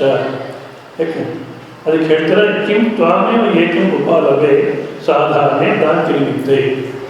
ಅರ್ಜುನ ನಿನಗೆ ಮಾತ್ರ ಕಷ್ಟವಾಗಿದೆ ಅಂದ್ಬಿಟ್ಟು ನಿನ್ನನ್ನೇ ನಾನು ಯಾಕಂದ್ಲಿ ಅಲ್ಲ, ಪ್ರತಿಯೊಬ್ಬರಿಗೂ ಅಷ್ಟೇ. ಇದರಲ್ಲಿ ಆಸಕ್ತಿ ಬರೋದೇ ಕಷ್ಟ. ಮೊದಲು ಆಸಕ್ತಿ ಬಂದರೂ ಸ್ಥಿರವಾಗಿ ನಿಲ್ಲೋದು ಕಷ್ಟ. ಮೊದಲೇ ಸ್ಥಿರವಾಗಿ ನಿಂತರೂ ಅರ್ಥ ಮಾಡ್ಕೊಳ್ಳೋದು ಕಷ್ಟ. ಯಾಕಪ್ಪ ಅರ್ಥ ಮಾಡ್ಕೊಳ್ಳೋದು ಕಷ್ಟ ಅಂದರೆ ನಾವು ಇಂದ್ರಿಯಗಳಿಂದ ತಿಳ್ಕೊಳಕ್ಕೆ ಹೋಗ್ತೀವಿ, ಮನಸ್ಸು ಬುದ್ಧಿಯಿಂದ ತಿಳ್ಕೊಳಕ್ಕೆ ಹೋಗ್ತೀವಿ, ಅವಾಗ ಕಷ್ಟ ಆಗುತ್ತೆ. ಮತ್ತು ಯಾವ ರೀತಿ ತಿಳ್ಕೋಬೇಕು? ಈಗ ನಿಮಗೆ ಕಣ್ಣಿಗಿದೆ ಅನ್ನೋದು ಯಾವ ರೀತಿ ತಿಳ್ಕೊಂಡಿದ್ದೀರ? ಕಣ್ಣಿ ಮುಂದೆ ನಿಂತ್ಕೊಂಡು ನೋಡಿಕೊಂಡು ಆಮೇಲೆ ಕಣ್ಣಿದೆ ಅಂತ ನಿಶ್ಚಯ ಮಾಡಿಕೊಂಡ್ರು, ಅಥವಾ ಕಣ್ಣಿ ಮುಂದೆ ನಿಂತ್ಕೊಳ್ಳೋಕೆ ಮುಂಚೆನೆ ನನ್ನ ಕಣ್ಣಿದೆ ಅಂತ ನಿಶ್ಚಯ ಆಗಿತ್ತು. ಹೌದು, ಯಾವ ರೀತಿ ನಿಶ್ಚಯ ಮಾಡಿಕೊಂಡ್ರು? ನನ್ನ ಸ್ವತಃ ಸಿದ್ಧವಾದಂಥ ಅನುಭವ. ಹೌದಾ?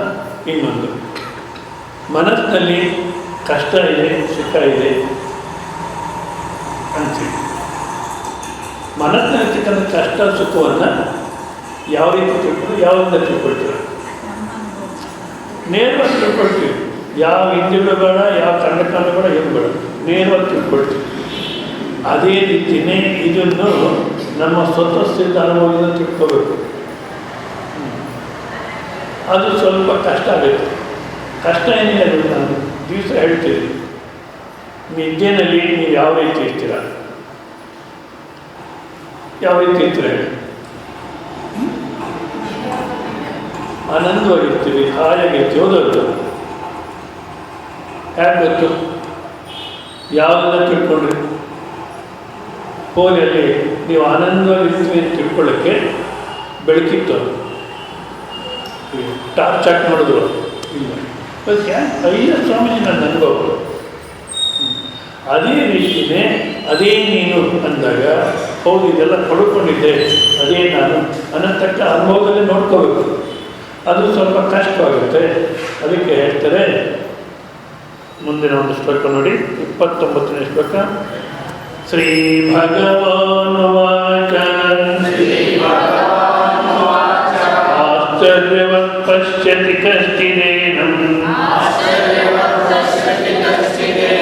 ಆಶ್ಚರ್ಯವತ್ ವದತಿ ತಥೈವ ಚಾನ್ಯಃ ಆಶ್ಚರ್ಯವಶ್ಚೈನಮನ್ಯೇ ಶೃಣೋತಿ ಶ್ರುತ್ವಾಪ್ಯೇನಂ ವೇದ ನ ಚೈವ ಕಶ್ಚಿತ್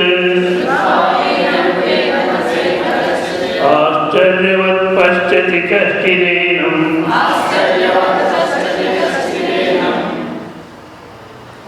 ಆಶ್ಚರ್ಯವತ್ ವದತಿ ತಥೈವ ಚಾನ್ಯಃ ಆಶ್ಚರ್ಯವಶ್ಚೈನಮನ್ಯೇ ಶೃಣೋತಿ ಶ್ರುತ್ವಾಪ್ಯೇನಂ ವೇದ ನ ಚೈವ ಕಶ್ಚಿತ್.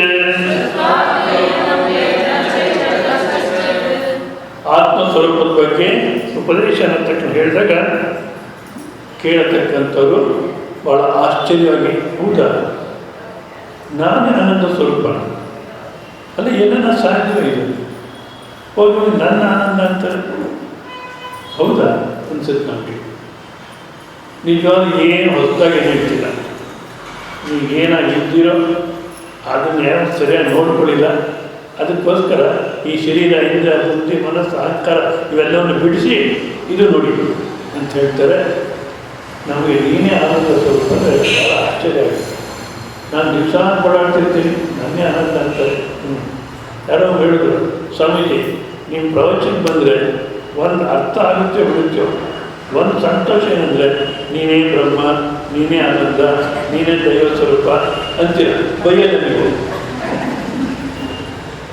ಎಲ್ಲನೂ ಮನೆಗೆ ಕೂತಿದ್ವಿ ಅಂದರೆ ಅಯ್ಯಯ್ಯ ಸಹಸ್ರನಾಮ ಆಗುತ್ತೆ. ಸೊ ನೀನೇ ಬ್ರಹ್ಮ ಸ್ವರೂಪ, ನೀನೇ ಆನಂದ ಸ್ವರೂಪ ಅಂತ ಎಷ್ಟು ಆನಂದ. ಅಲ್ಲಪ್ಪ ನಾನು ಹೊಸದಾಗಿ ಏನು ಹೇಳ್ತಿಲ್ಲ, ನೀನಿರೋದೇ ಹಾಗೆ ಅಂದರೆ ಹೌದಾ ಅನಿಸುತ್ತೆ ನಮಗೆ, ಆಶ್ಚರ್ಯ ಅಲ್ಲ. ಮತ್ತು ಹೇಳತಕ್ಕಂಥವ್ರು ಏನೋ ಒಂದು ಹೊಸದಾಗಿ ಹೇಳ್ತಾ ಇದ್ದೀನಿ ಅನ್ನತಕ್ಕಂಥ ರೀತಿಯಲ್ಲೇ ಹೇಳ್ತಾರೆ, ಆಶ್ಚರ್ಯವಾಗಿ ಹೇಳ್ತಾರೆ. ತಥೈವ ಆಶ್ಚರ್ಯವಶ್ಚನ ಮನ್ಯೇಶ್ವರ ಶುದ್ಧ. ಅದು ಈ ರೀತಿ ಶ್ರವಣ ಮಾಡಿದ್ರು ಯಾರಿಗೂ ಅರ್ಥ ಆಗಲ್ಲ. ಯಾರಿಗೂ ಅರ್ಥ ಆಗಲ್ಲ ಅಂದಾಗ ನೋಡಿ, ಯಾರಿಗೂ ಅರ್ಥ ಆಗಲ್ಲ ಅಂತ ಹೇಳಿದಾಗ ಸಾಮಾನ್ಯ ನಾವೇನು ಮಾಡ್ತೀವಿ, ಅಯ್ಯೋ ನನಗೆಲ್ಲ ಅರ್ಥ ಆಗಿಬಿಡಪ್ಪ ಅಂತಾರೆ. ಅಲ್ಲ, ನಿನಗೆ ಅರ್ಥ ಆಗಲ್ಲ ಅಂತ ಹೇಳ್ತಿಲ್ಲ. ಅಲ್ಲ, ಅರ್ಥ ಆಗೋದು ಯಾಕೆ ಅಂತ ಮೊಟ್ಟಮೊದಲು ಅಧಿಕಾರ ಅಂತ ಇರೋದು. ಅಧಿಕಾರ ಅಂತ ಈ ವಿದ್ಯೆ ಪಬ್ಲಿಕರು ಹೇಳ್ತಿದ್ದೀವಿ. ಈ ಮೈಕ್ ಹಾಕ್ಕೊಂಡು ಕಾರ್ಡ್ಸ್ ಬರೆದು ಪಾಂಪ್ಲೆಟ್ಸ್ ಹಂಚಿ ಏನು ಒಂದೊಂದರ ಈ ರೀತಿ ಹೇಳ್ತಿರ್ಲಿಲ್ಲ. ಹುಡಿಕೊಂಡು ಹೋಗ್ಬೇಕಾಗಿತ್ತು, ಎಲ್ಲವನ್ನು ಬಿಟ್ಟು ಹುಡಿಕೊಂಡು ಹೋಗ್ಬೇಕಾಗಿತ್ತು. ಹುಡಿಕೊಂಡು ಹೋದರೆ ಪರೀಕ್ಷೆ ಮಾಡಿ ಹೇಳೋರು, ತಕ್ಷಣ ಹೇಳ್ತಿರ್ಲಿಲ್ಲ. ಕವಿರ ಹತ್ರ ಯಾರೋ ಮಹಾರಾಜ ಬರ್ತಾನೆ, ಎಲ್ಲವನ್ನು ಬಿಟ್ಟು ಕಬೀರ ಹತ್ರ ಸೇವೆ ಮಾಡ್ಕೊಂಡಿರ್ತಾರೆ. 5 ವರ್ಷದ ಕಾಲ ಸೇವೆ ಮಾಡ್ಕೊಂಡಿರ್ತಾರೆ. ಕಬೀರು ಏನು ಹೇಳಿದ್ರು ಮಾಡ್ತಿರ್ತಾರೆ ಕೆಲಸ. ಮತ್ತು ಕಬೀರ್ ಶ್ರೀಮಂತಿಯವ್ರು ಏನು ಹೇಳಿದ್ರು ಮಾಡ್ತಾನೆ. ಕಬೀರ್ ಮಗ ಕಮಾಲ್ ಅವ್ರು ಹೇಳಿದ ಕೆಲಸನ ಮಾಡ್ಕೊಂಡಿರ್ತಾರೆ. ರಾಜ 5 ವರ್ಷ ಸೇವೆ ಮಾಡಿದ್ರು ಒಂದು ಮಾತು ಕೂಡ ಹೇಳಲ್ಲ, ಉದ್ದೇಶ ಮಾಡಲ್ಲ. ಇದು ಬೇಡ ಬೇಡ.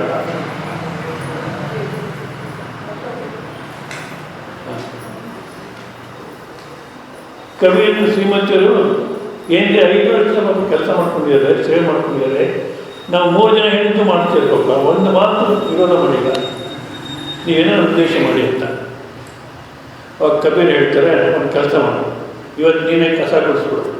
ಕಸ ಗುಡಿಸಿ ಆ ಕಸ ತೊಗೊಂಡು ಅವನ ತಲೆ ಮೇಲೆ ಹಾಕು, ಅವನೇನು ಹೇಳ್ತಾನೆ ನೋಡು, ಆಮೇಲೆ ಮಾತಾಡು ಅಂತಾರೆ. ಸರಿ, ಆಕೆ ಕಸ ತಗೊಂಡು ಆ ರಾಜನ ತಲೆ ಮೇಲೆ ಹಾಕಿದ್ರೆ ಮೆಲ್ಲಿಗೆ ಅನ್ಕೊಡ್ತಾನೆ, ಈಕೆ ಕೆಣಿಸುತ್ತೇನಂತ, ನಾನು ರಾಜನೇ ಆಗಿದ್ದರೆ ಈ ಪರಿಸ್ಥಿತಿ ಬರ್ತಿರ್ಲಿಲ್ಲ. ಅಲ್ಲಿಗೇನಾಯಿತು, ಎಲ್ಲ ಬಿಟ್ಟು ಬಂದ್ರೂ ಅದೇ ಜೀವನ ಬೆಸ್ಟ್ ಅನಿಸುತ್ತೆ. ಅದಕ್ಕೋಸ್ಕರ ಇದು ಹೇಳೋದು ಕೇಳಲ್ಲ ಅಂದ್ಬಿಟ್ಟು ಸುಮ್ಮನೆ ಇದ್ದೀನಿ ಅಂದರೆ ಸರಿ ಆಯಿತು ಬಿಡಿ ಅಂತ ಹೇಳೋಕ್ಕೆ. ಮತ್ತೆ 5 ವರ್ಷ ಸೇವೆ ಮಾಡ್ತಾರೆ.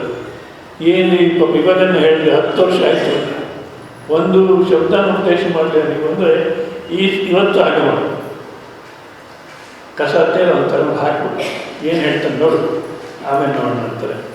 ಆವಾಗ ಕಸ ಹಾಕಿದ್ರೆ ರಾಜ ಅಂತಾನೆ, ಅಮ್ಮ ಯಾವತ್ತೂ ಹಾಕಿದ್ದೀರಿ ನೀವು 5 ವರ್ಷ ಹಿಂದೆ, ಮತ್ತೆ ಇವತ್ತು ಹಾಕ್ತಿದ್ದೀರ, ಬೇಡ, ಪ್ರತಿ ದಿವಸ ತಲೆ ಮೇಲೆ ಹಾಕ್ತೀರಿ. ಸ್ವಲ್ಪ ಈ ಅಹಂಕಾರ ಅನ್ನತಕ್ಕಂಥ ಪಕ್ಕಕ್ಕೆ ಹೋದರೆ ಅವಾಗ ಉದ್ದೇಶ ನಡೆಯುತ್ತೋ ಏನೋ ಅಂತಾರೆ. ಅವಾಗ ಇದೇ ಬೇಕು ಅನ್ನೋದು ಕಾಣುತ್ತಾ ಮಾತ್ರ ಅಲ್ಲಿದ್ದೇನೆ ಅನುಕೂಲ ಅಂತ ಅನಿಸಿಲ್ಲ, ಆವಾಗ ಉದ್ದೇಶ ನಡೆಯುತ್ತೆ. ಅಂದರೆ ಮೊಟ್ಟಮೊದಲು ಅಧಿಕಾರ ಅಂತಂದರೆ ಇದು ಸಾಕು ಅನ್ನಿಸ್ಬೇಕು, ಅದು ಬೇಕು ಅನ್ನಿಸ್ಬೇಕು. ಹಾಗೆ ಅಂತ ಮನೆ ಮಠ ಬಿಟ್ಟು ಹೋಗ್ಬೇಕು ಅಂತಲ್ಲ. ಯಾಕೆಂದರೆ ಮನೆ ಮಠ ಬಿಟ್ಟು ಹೋಗಿ ಭಾಳ ಟೈಮ್ ನೋಡ್ತೀವಿ ಈಗಿನ ಕಾಲಕ್ಕೆ, ಅವ್ರು ಬರೀ ದುಡ್ಡು ಮಾಡೋದೇ ಕೆಲಸ. ಕೋಟ್ಯಾಂತರ ರೂಪಾಯಿ. ಎಲೆಕ್ಷನ್ ಅಂದರೆ 3 ಜನ ಸ್ವಾಮಿ ಮಠಾಧಿಪತಿಗಳನ್ನ ಒಂದು ಹೋಟ್ಲಲ್ಲಿ ಅರೆಸ್ಟ್ ಮಾಡಿದ್ದಾರೆ. ಯಾರು? ಈ ಎಲೆಕ್ಷನ್ ಕಮಿಷನರ್. ಈ ಎಲೆಕ್ಷನ್ಗೂ ನಿಮಗೆ ಏನು ಸಂಬಂಧ? ವಾಸ್ತವಿಕವಾಗಿ ಸನ್ಯಾಸಿಗೆ ವೋಟಿಂಗ್ ಪವರ್ ಇಲ್ಲ. ಅದೇನೋ ಈಗಿನ ಕಾಲಕ್ಕೆ ಅದು ಯಾಕೆ ಹಾಕ್ತೀರಿ, ವೋಟಿಂಗ್ ಪವರ್ ಇಲ್ಲ. ಒಂದು. ಎರಡನೇದು, ಯಾರು ನಿಂತಿಯಲ್ಲೋ ಅವರೆಲ್ಲ ನನಗೆ ಒಂದೇನೆ, ಯಾರನ್ನು ಸೆಲೆಕ್ಟ್ ಮಾಡಲಿ, ಎಲ್ಲರೂ ಬ್ರಹ್ಮಸ್ವರೂಪನೇ. ಇಲ್ಲ ಇನ್ನೊಂದು ರೀತಿಯಲ್ಲಿ ನೋಡಿದ್ರೆ ಎಲ್ಲರೂ ಹೆಣ್ಣು ಹುಡುಗರು ಕಳ್ರೆ, ಅವರಲ್ಲಿ ಯಾರನ್ನು ಸೆಲೆಕ್ಟ್ ಮಾಡೋದು? ಅಂತಂದರೆ 3 ಜನ ಮಠಾಧಿಪತಿಗಳು ಯಾವುದೋ ಹೋಟ್ಲಲ್ಲಿ ದುಡ್ಡು ಇಟ್ಕೊಂಡಿದ್ದಂತೆ ಎಲೆಕ್ಷನ್ ಟೈಮಲ್ಲಿ ಎಲೆಕ್ಷನ್ ಕಮಿಷನ್ ನೋಟಿಸ್ ಕಳಿಸ್ತಾರೆ. ಅಂದೇನು ಹೇಳ್ತೀನಿ, ಅಧಿಕಾರತ್ವ ಅಂದರೆ ಇದು ಸಾಕು ಅನ್ನಿಸ್ಬೇಕು, ಪರಮಾತ್ಮ ನೀನೇ ಬೇಕು. ಚಾಲಾಯೇ ಚಾಲಾಯೇ ಈ ಸಂಸಾರವಿನಾಕು ಬರುವಾಯೇ, ನಲುಗುರಿಲೋ ಬ್ರದುಕು ನಗುಮಾಟದಾಯೇ, ನಲುಗುರಿಲೋ ಬ್ರದುಕು ನಗುಮಾಟದಾಯೇ, ಚಾಲಾಯೇ ಚಾಲಾಯೇ ಈ ಸಂಸಾರವಿನಾಕು ಬರುವಾಯೇ. ಏನಾಯ್ತು ಏನಾಯಿತು? ಮಾಟವಿನಲ್ಲಿ ಕೊಡುಕು ಶೂಲಮಾಯೇ. ಮಗ ಮಾತಾಡಿದ್ರೆ ಬದ್ದಿನ ಚುಚ್ಚಾಗಿರುತ್ತೆ. ಯಾಕೆ? ಸಂಸ್ಕಾರ ಇಲ್ಲ. ಈಗಿನ ಕಾಲದಲ್ಲಿ ಗರ್ಭದಲ್ಲಿ ಇರಬೇಕಾದ್ರೆ TV ಸೀರಿಯಲ್ಸ್ ನೋಡ್ತಿರ್ತಾರೆ. ಸೊ ಹುಟ್ಟಬೇಕಾದ್ರೆ ಡಿಶಮ್ ಅಂತ ಹುಡ್ತಾರೆ. ಆಮೇಲೆ ಈಗಿನ ಕಾಲಕ್ಕೆ ಗಣೇಶ ಗೌರಿ ಕೊಡಿಸೋದು, ಅದು ಆಡ್ತಾ ಆಡ್ತಾ ಭಕ್ತಿ ಭಾವ ಬರೋದು. ಈಗಿನ ಕಾಲಕ್ಕೆ ಪಿಸ್ತೂಲ್ ಕೊಡಿಸ್ತಾರೆ, ಹೌದಾ? ಅವನೇನು ಮಾಡಬೇಕು? ಹುಡುಗ ಡ್ಯಾಡಿ ಹ್ಯಾಂಡ್ಸ್ ಅಪ್ ಅಂತಾನೆ. ಇವ್ರು ಎಷ್ಟು ಆನಂದ, ನಮ್ಮ ಹುಡುಗ ಇಂಗ್ಲೀಷ್ ಮಾತಾಡ್ತಾನೆ ಅಂತ. 18ನೇ ವಯಸ್ಸು ಬರ್ತಾನೆ ಹ್ಯಾಂಡ್ಸ್ ಅಪ್ ಅಂತಾನೆ. ಆವಾಗ ಮಾತುಗಳು ಬಜ್ಜಿನ ತಿಳಿದಾಗುತ್ತೆ. ಮಾಟವಿನಲ್ಲಿ ಕೊಡುಕು ಶೂಲಮಾಯೇ, ಚೂಟಿಲೇ ಭಾರ್ಯ ತೋಡಾಯೇ. ಚೂಟಿನ ಸೂಕ್ಷ್ಮತೆ, ಗಂಡ ಆಗೋದು ಹೆಂಡತಿ ಆಗೋದು ಏನು ಸೂಕ್ಷ್ಮ, ಏನು ಅರ್ಥ ಆಗೋದು. 5,000 ತಂದು 10,000 ಖರ್ಚು ಮಾಡ್ತಾಳೆ, ಹೇಳೋದು ಕೇಳೋಲ್ಲ. ಚುಟಿಲೇ ಭಾರ್ಯ ತೋಡಾಯೇ, ಒಕ್ಕರಿ ಮಾಟೊಕ್ಕರಿಗೆ ಸರಿಪಡಲಾಯೇ. ಒಬ್ಬರು ಮಾತೊಬ್ಬರು ಸರಿ ಹೋಗಲ್ಲ. ಈ ರೀತಿ ಅಲ್ಲ ವಿಚಾರ ಮಾಡಿದರೆ ಸಾಕಪ್ಪ. ಇದು ಅದೇನೋ ಆತ್ಮಸ್ವರೂಪ ಅಂತ ತಿಳ್ಕೊಂಡ್ರೆ ಆನಂದ ಅಂತಾರೆ. ಅದನ್ನು ತಿಳ್ಕೋಬೇಕು. ಈ ಸಾಕು, ಅದು ಬೇಕು ಅನ್ನತಕ್ಕ ಮಟ್ಟದ ಅಧಿಕಾರ. ಇದೊಂದು ಅಧಿಕಾರ ಬಂದ ಮೇಲೆ ಅಂತಃಕರಣ ಅನ್ನತಕ್ಕಂಥದ್ದು ಇನ್ನೂ ತಯಾರಾಗಿರೋಲ್ಲ. ಆ ಲೌಕಿಕ ವಾಸನೆಗಳೇ ಇರುತ್ತೆ. ಅದಕ್ಕೋಸ್ಕರ ಅದು ಲೌಕಿಕ ವಾಸನೆಯಿಂದ ಬಿಡಿಸಿ, ಲೌಕಿಕ ಮೋಹದಿಂದ ಬಿಡಿಸಿ ಪರಮಾತ್ಮನ ಕಡೆ ಸ್ಥಿರವಾಗಿ ನಿಲ್ಬೇಕಾದ್ರೆ ಉಪಾಸನೆ ಅನ್ನತಕ್ಕಂಥ ಸಾಧನೆ ಮಾಡಬೇಕು. ಈ ಕಾಲಕ್ಕೆ ನಾಮಜಪ ಅಭ್ಯಾಸ ಅಂತ ಪ್ರತಿ ದಿವಸ ಮಾಡಬೇಕು. ಎಷ್ಟು ಮಟ್ಟಿಗೆ ಮಾಡಬೇಕಂದ್ರೆ ಮರ್ತೋಗ್ಬೇಕು, ನನ್ನನ್ನು ನಾನು ಮರ್ತೋಗ್ಬೇಕು. ನಾವು ಪೂಜೆ ಮಾಡ್ತೀವಿ, ಏನನ್ನು ಮಾಡ್ತೀವಿ, ನಿಜವಾಗ ನಮ್ಗೆ ಅಲ್ಲಿ ದೇವರಿದ್ದಾನೆ ಅನ್ನೋದು ಇದೆಯಾ? ಯಾವ ರೀತಿ ಮಾಡ್ತೀವಿ? ಯಾವುದೊಂದಿಡು ದೇವ್ರು ತಿಂತಾನೆ. ಭಕ್ತ ನೀರ ಹಾಲು ನೈವೇದ್ಯ ಮಾಡಬೇಕಾದ್ರೆ ಹಸಿ ಹಾಲನ್ನು ನೈವೇದ್ಯ ಮಾಡ್ತೀವಿ. ಯಾಕೆ ನಾವು ಹಸಿ ಹಾಲು ಕುಡಿತೀವಿ, ಕಾಸ್ಕೊಂಡು ಕುಡಿತೀವಿ. ಮತ್ತು ಬಿಸಿ ಬಿಸಿ ಹಾಲು ನೈವೇದ್ಯ ಮಾಡ್ತಿಲ್ಲ. ನಾವು ಕುಡಿಬೇಕಾದ್ರೆ ಎಷ್ಟು ಮಟ್ಟಿಗೆ ಇರಬೇಕು ಅಂಥ ಹಾಲನ್ನು ನೈವೇದ್ಯ. ಯಾಕೆ ಕೃಷ್ಣ ಕುಡಿತಾನೆ, ತುಟಿ ಸುಡುತ್ತೋ ಇಲ್ಲ, ಅಷ್ಟು ಭಾವನೆ. ಅಂದರೆ ಆ ವಿಗ್ರಹ ನಾವು ಫೋಟೋನ ಏನು ಇಟ್ಕೊಂಡಿದ್ದೀವೋ ಅದು ಕೇವಲ ವಿಗ್ರಹ ಫೋಟೋ ಅಲ್ಲ, ಇದಾದ ಪರಮಾತ್ಮ ಅನ್ನತಕ್ಕಂಥ ಭಾವನೆ ಇರಬೇಕು. ಮಧುಸೂದನ್ ಸರಸ್ವತಿ ಅಂತ ಒಬ್ಬರು ವೈಷ್ಣವ ಸಂಪ್ರದಾಯದಲ್ಲಿ ಇರ್ತಾರೆ ಮತ್ತು ಈ ಅದ್ವೈತ ಸಂಪ್ರದಾಯದಲ್ಲಿ ಇರ್ತಾರೆ.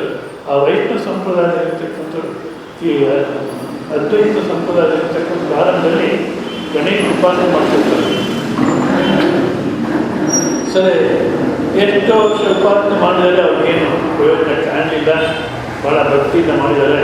ಕೊನೆಗೆ ಗಣೇಶನಿಗೆ ಪ್ರಯೋಜನ ಇಲ್ಲ ಅಂದ್ಬಿಟ್ಟು ಆ ಗಣೇಶ ವಿಗ್ರಹ ತೆಗೆದು ಅಟ್ಟದ ಮೇಲೆ ಹಾಕ್ಬಿಟ್ಟು ಗಣೇಶ ಅಪ್ಪನ ಪೂಜೆ ಮಾಡಿ ಶುರು ಮಾಡೋದು.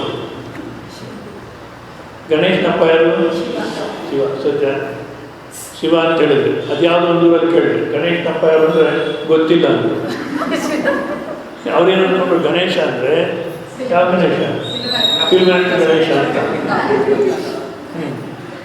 ಅದೇ ನೀವು ಶಿವ ಅಂದರೆ ಒಳ್ಳೆಯದಾಯಿತು. ಸೊ ಈಶ್ವರನ ಪೂಜೆ ಮಾಡಲಿಕ್ಕೆ ಶುರು ಮಾಡಿದ್ರು. ಒಂದು ದಿವಸ ಈಶ್ವರನಿಗೆ ಅಭಿಷೇಕ ಮಾಡಿ, ಅಲಂಕಾರ ಮಾಡಿ, ಮತ್ತು ಸಹಸ್ರನ ಅರ್ಚನೆ ಮಾಡಿ, ಸುಮ್ಮನೆ ಕೂಡಪ್ಪ ಓಡಾಡಬೇಡ, ಅರ್ಚನೆ ಮಾಡಿ, ಮತ್ತು ಊದ್ಕಡ್ಡಿ ಮಂಗಳಾರತಿ ಎಲ್ಲ ಮಾಡಿ ಪಂಚಾಕ್ಷಿ ಅನುಷ್ಠಾನ ಕೂತ್ಕೊಳ್ತಾರೆ. ಓಂ ನಮಃ ಶಿವಾಯ ಅಂತ.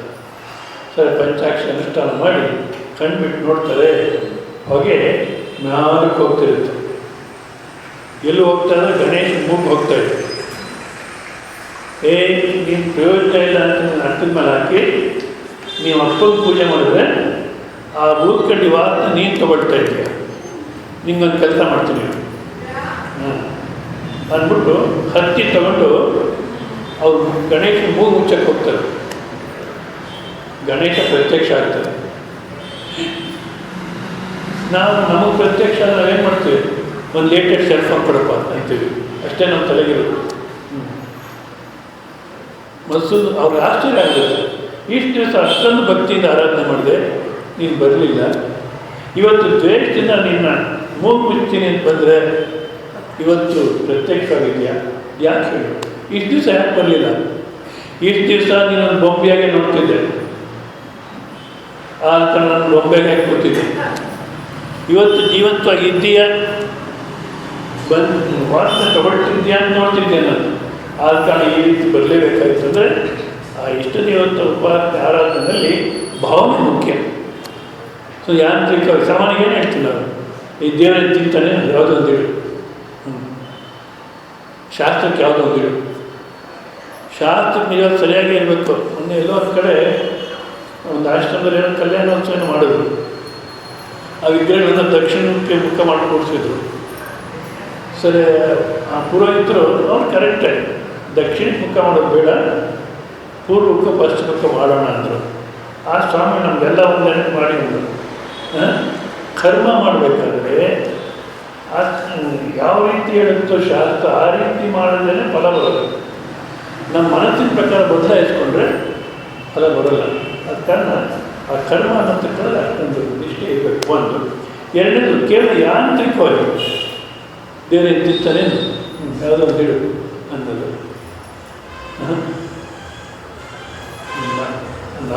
ನಾವು ಯಾವ ರೀತಿ ನೋಡ್ಕೊಳ್ತೀವಿ ಅದೇ ರೀತಿ ಪರಮಾತ್ಮನನ್ನು ಸೋಹಭಾವನೆ ಪೂಜೆ ಇತ್ತು. ನಿಮ್ಮನ್ನು ಯಾವ ನೋಡ್ಕೊಳ್ತೀರೋ ಅದೇ ರೀತಿ ಪರಮಾತ್ಮ ನೋಡ್ಕೊಳ್ಳಿ ಅಂತಾರೆ. ಆ ಭಾವನೆ ಇರತಕ್ಕಂಥ ಮಾಡ್ತಾ ಅಂತಃಕರಣದ ಹೊರಗಿನ ಪ್ರಪಂಚದ ಬಿಡಿಸಿ ಅಂತರ್ಮುಖನ ಮಾಡಬೇಕು. ಸೊ ಇದು ಯಾವಾಗ ಇದಾಗುತ್ತೋ ಆಗ ಉಪದೇಶ ಅನ್ನತಕ್ಕಂಥ ಚೆನ್ನಾಗಿ ಅರ್ಥವಾಗುತ್ತೆ. ಆ ಕಾರಣ ಮತ್ತು ನಾವು ಅರ್ಥ ಮಾಡ್ಕೋಬೇಕು ಅಂದರೆ ಮತ್ತೆ ಇಂದ್ರಿಯ ಮನಸ್ಸು ಬುದ್ಧಿಗಳಿಂದಲೇ ಅರ್ಥ ಮಾಡ್ಕೊಳ್ಳೋಕೆ ಪ್ರಯತ್ನ ಮಾಡ್ತೀವಿ. ಅಲ್ಲ, ತಿಳ್ಕೊಳ್ಳೋದು ಎರಡು ಥರ ಇದೆ. ಒಂದು ಬುದ್ಧಿ ವಿಷಯ ಮಾಡಿ ತಿಳ್ಕೊಳ್ತಕ್ಕಂಥದ್ದು, ಇದು ಇದು ಇದು ಇದು ಅಂತ. ಇನ್ನೊಂದು ಬುದ್ಧಿಗೆ ಸಾಕ್ಷಿಯಾಗಿದೆ. ಬುದ್ಧಿಗೆ ಸಾಕ್ಷಿ ಅಂದರೆ ಈಗ ನಿಮ್ಮ ಮನಸ್ಸನ್ನು ನೀವು ನೋಡಿಕೊಂಡಾಗ, ನಿಮ್ಮ ಬುದ್ಧಿನ ನೀವು ನೋಡಿಕೊಂಡಾಗ ನನ್ನ ಬುದ್ಧಿನಲ್ಲಿ ಕನ್ನಡ ಭಾಷೆ ನನಗೆ ಬರುತ್ತೆ ಅನ್ನೋದು ಗೊತ್ತಾಗುತ್ತಾ ಇಲ್ಲ. ಜರ್ಮನ್ ಭಾಷೆ ಬುದ್ಧಿನಲ್ಲಿ ಜರ್ಮನ್ ಭಾಷೆ ಅನ್ನೋದ್ರ ಜ್ಞಾನ ಇಲ್ಲ, ಕನ್ನಡ ಅನ್ನೋತಕ್ಕಂಥ ಜ್ಞಾನ ಇದೆ ಅನ್ನೋದು ಯಾಕೆ ಗೊತ್ತಾಯಿತು? ನನಗೆ ಗೊತ್ತು ಅಂತೀವಿ. ಅದಲ್ಲ, ಆ ಒಂದು ಸ್ವರೂಪ ಅನ್ನತಕ್ಕಂಥದ್ದನ್ನು ಬುದ್ಧಿ ಸಾಕ್ಷಿಯಾಗಿ ತಿಳ್ಕೋಬೇಕೆ ಹೊರತು ಬುದ್ಧಿ ವಿಷಯ ಮಾಡಿ ತಿಳ್ಕೊಳ್ಳೋಕ್ಕೆ ಆಗೋಲ್ಲ. ಸೊ ಈ ಥರ ಅಧಿಕಾರ ಇದ್ದವರು ಸೂಕ್ಷ್ಮವಾಗಿ ಗ್ರಹಣ ಮಾಡತಕ್ಕಂಥವ್ರು ತಿಳ್ಕೊಳ್ಳೋಕ್ಕೆ ಸಾಧ್ಯ. ಸಾಮಾನ್ಯವಾಗಿ ಶ್ರವಣ ಮಾಡತಕ್ಕಂಥವ್ರು ಯಾವ ರೀತಿ ಇರ್ತಾರೆ ಅಂದರೆ, ಮಧ್ಯಾಹ್ನ ಕ್ಲಾಸಲ್ಲಿ ಹೇಳಿದ ಕೆಲವರು ಭಾಳ ಸೂಕ್ಷ್ಮಗ್ರಾಹಿಗಳು, ಹೇಳಿದ್ದನ್ನು ಯಾವ ರೀತಿ ಹೇಳಿದಾರೆ ತಿಳ್ಕೊಳ್ತಾರೆ, ತಕ್ಷಣ ಬದಲಾವಣೆ ಆಗಿಬಿಡ್ತಾರೆ. ಇಂಥವ್ರು ಭಾಳ ಅಪರೂಪ ಸಿಗೋದು. ಇನ್ನು ಕೆಲವರು ಮಹಿಷವತ್ ಅಂತಾರೆ, ಅಂದರೆ ಎಮ್ಮೆ ಥರ. ಎಮ್ಮೆ ನೀರು ಕುಡಿಬೇಕಾದ್ರೆ ನೀರೆಲ್ಲ ಗಲೀಜು ನೋಡಿಬಿಡುತ್ತೆ, ತಾನು ಕುಡಿಯೋಕ್ಕಾಗಲ್ಲ, ಬೇರೆಯವರು ಕುಡಿಯೋಕ್ಕಾಗಲ್ಲ, ಆ ಥರ ಮಾಡಿಬಿಡ್ತಾರೆ. ಕೆಲವರು ಈ ಥರ ಪ್ರವಚನಕ್ಕೆ ಬಂದಾಗ ಅವರು ಸರಿಯಾಗಿ ಶ್ರವಣ ಮಾಡಲ್ಲ, ಬೇರೆಯವರು ಶ್ರವಣ ಮಾಡಿಬಿಡಲ್ಲ. ಈ ಸೆಲ್ಫೋನ್ ಗಲಾಟೆ ಮಾಡೋದು ಅಂದರೆ ಸೆಲ್ಫೋನು ಇಟ್ಕೋಬೇಕು, ಆದರೆ ಅದನ್ನು ಪ್ರವಚನ ಸಮಯದಲ್ಲಾಗಲಿ ಅದನ್ನು ಪೂಜೆ ಮಾಡೋದಾಗಲಿ ಸೈಲೆಂಟ್ ಮೋಡ್ಗೆ ಹಾಕ್ಬಿಟ್ಟು ಆಫ್ ಮಾಡಬೇಕು. ಇಲ್ಲ, ಒಬ್ಬರು ಹಿಂಗಾದರೆ ಎಲ್ಲರೂ ಡಿಸ್ಟರ್ಬ್ ಆಗ್ತಾರೆ. ಸೊ ಇವರು ಮಹಿಷವತ್ ಎಮ್ಮೆ ಥರ. ಇನ್ನು ಕೆಲವರು ಮೇಕೆ ಥರ. ಮೇಕೆ ಅಂದರೆ ಮೇಕೆ ನೀರು ಕುಡಿಬೇಕಾದ್ರೆ ನೀರಲ್ಲಿ ಕಾಲಿಡೋದು, ದಡದಲ್ಲಿ ಕಾಲಿಟ್ಕೊಂಡು ಗಲೀಜು ಮಾಡಿದ್ರೆ ತಾನು ಕುಡಿಯುತ್ತೆ, ಬೇರೆ ಕುಡಿಯಲಿಕ್ಕೂ ಸಿದ್ಧವಾಗಿ ಇಟ್ಟಿರ್ತೀವಿ. ಆ ರೀತಿ ಕೆಲವರು ತಾವು ಶ್ರವಣ ಮಾಡ್ತಾರೆ, ಬೇರೆ ಶ್ರವಣ ಮಾಡಲಿಕ್ಕೂ ಅವಕಾಶ ಮಾಡಿಕೊಡ್ತಾರೆ.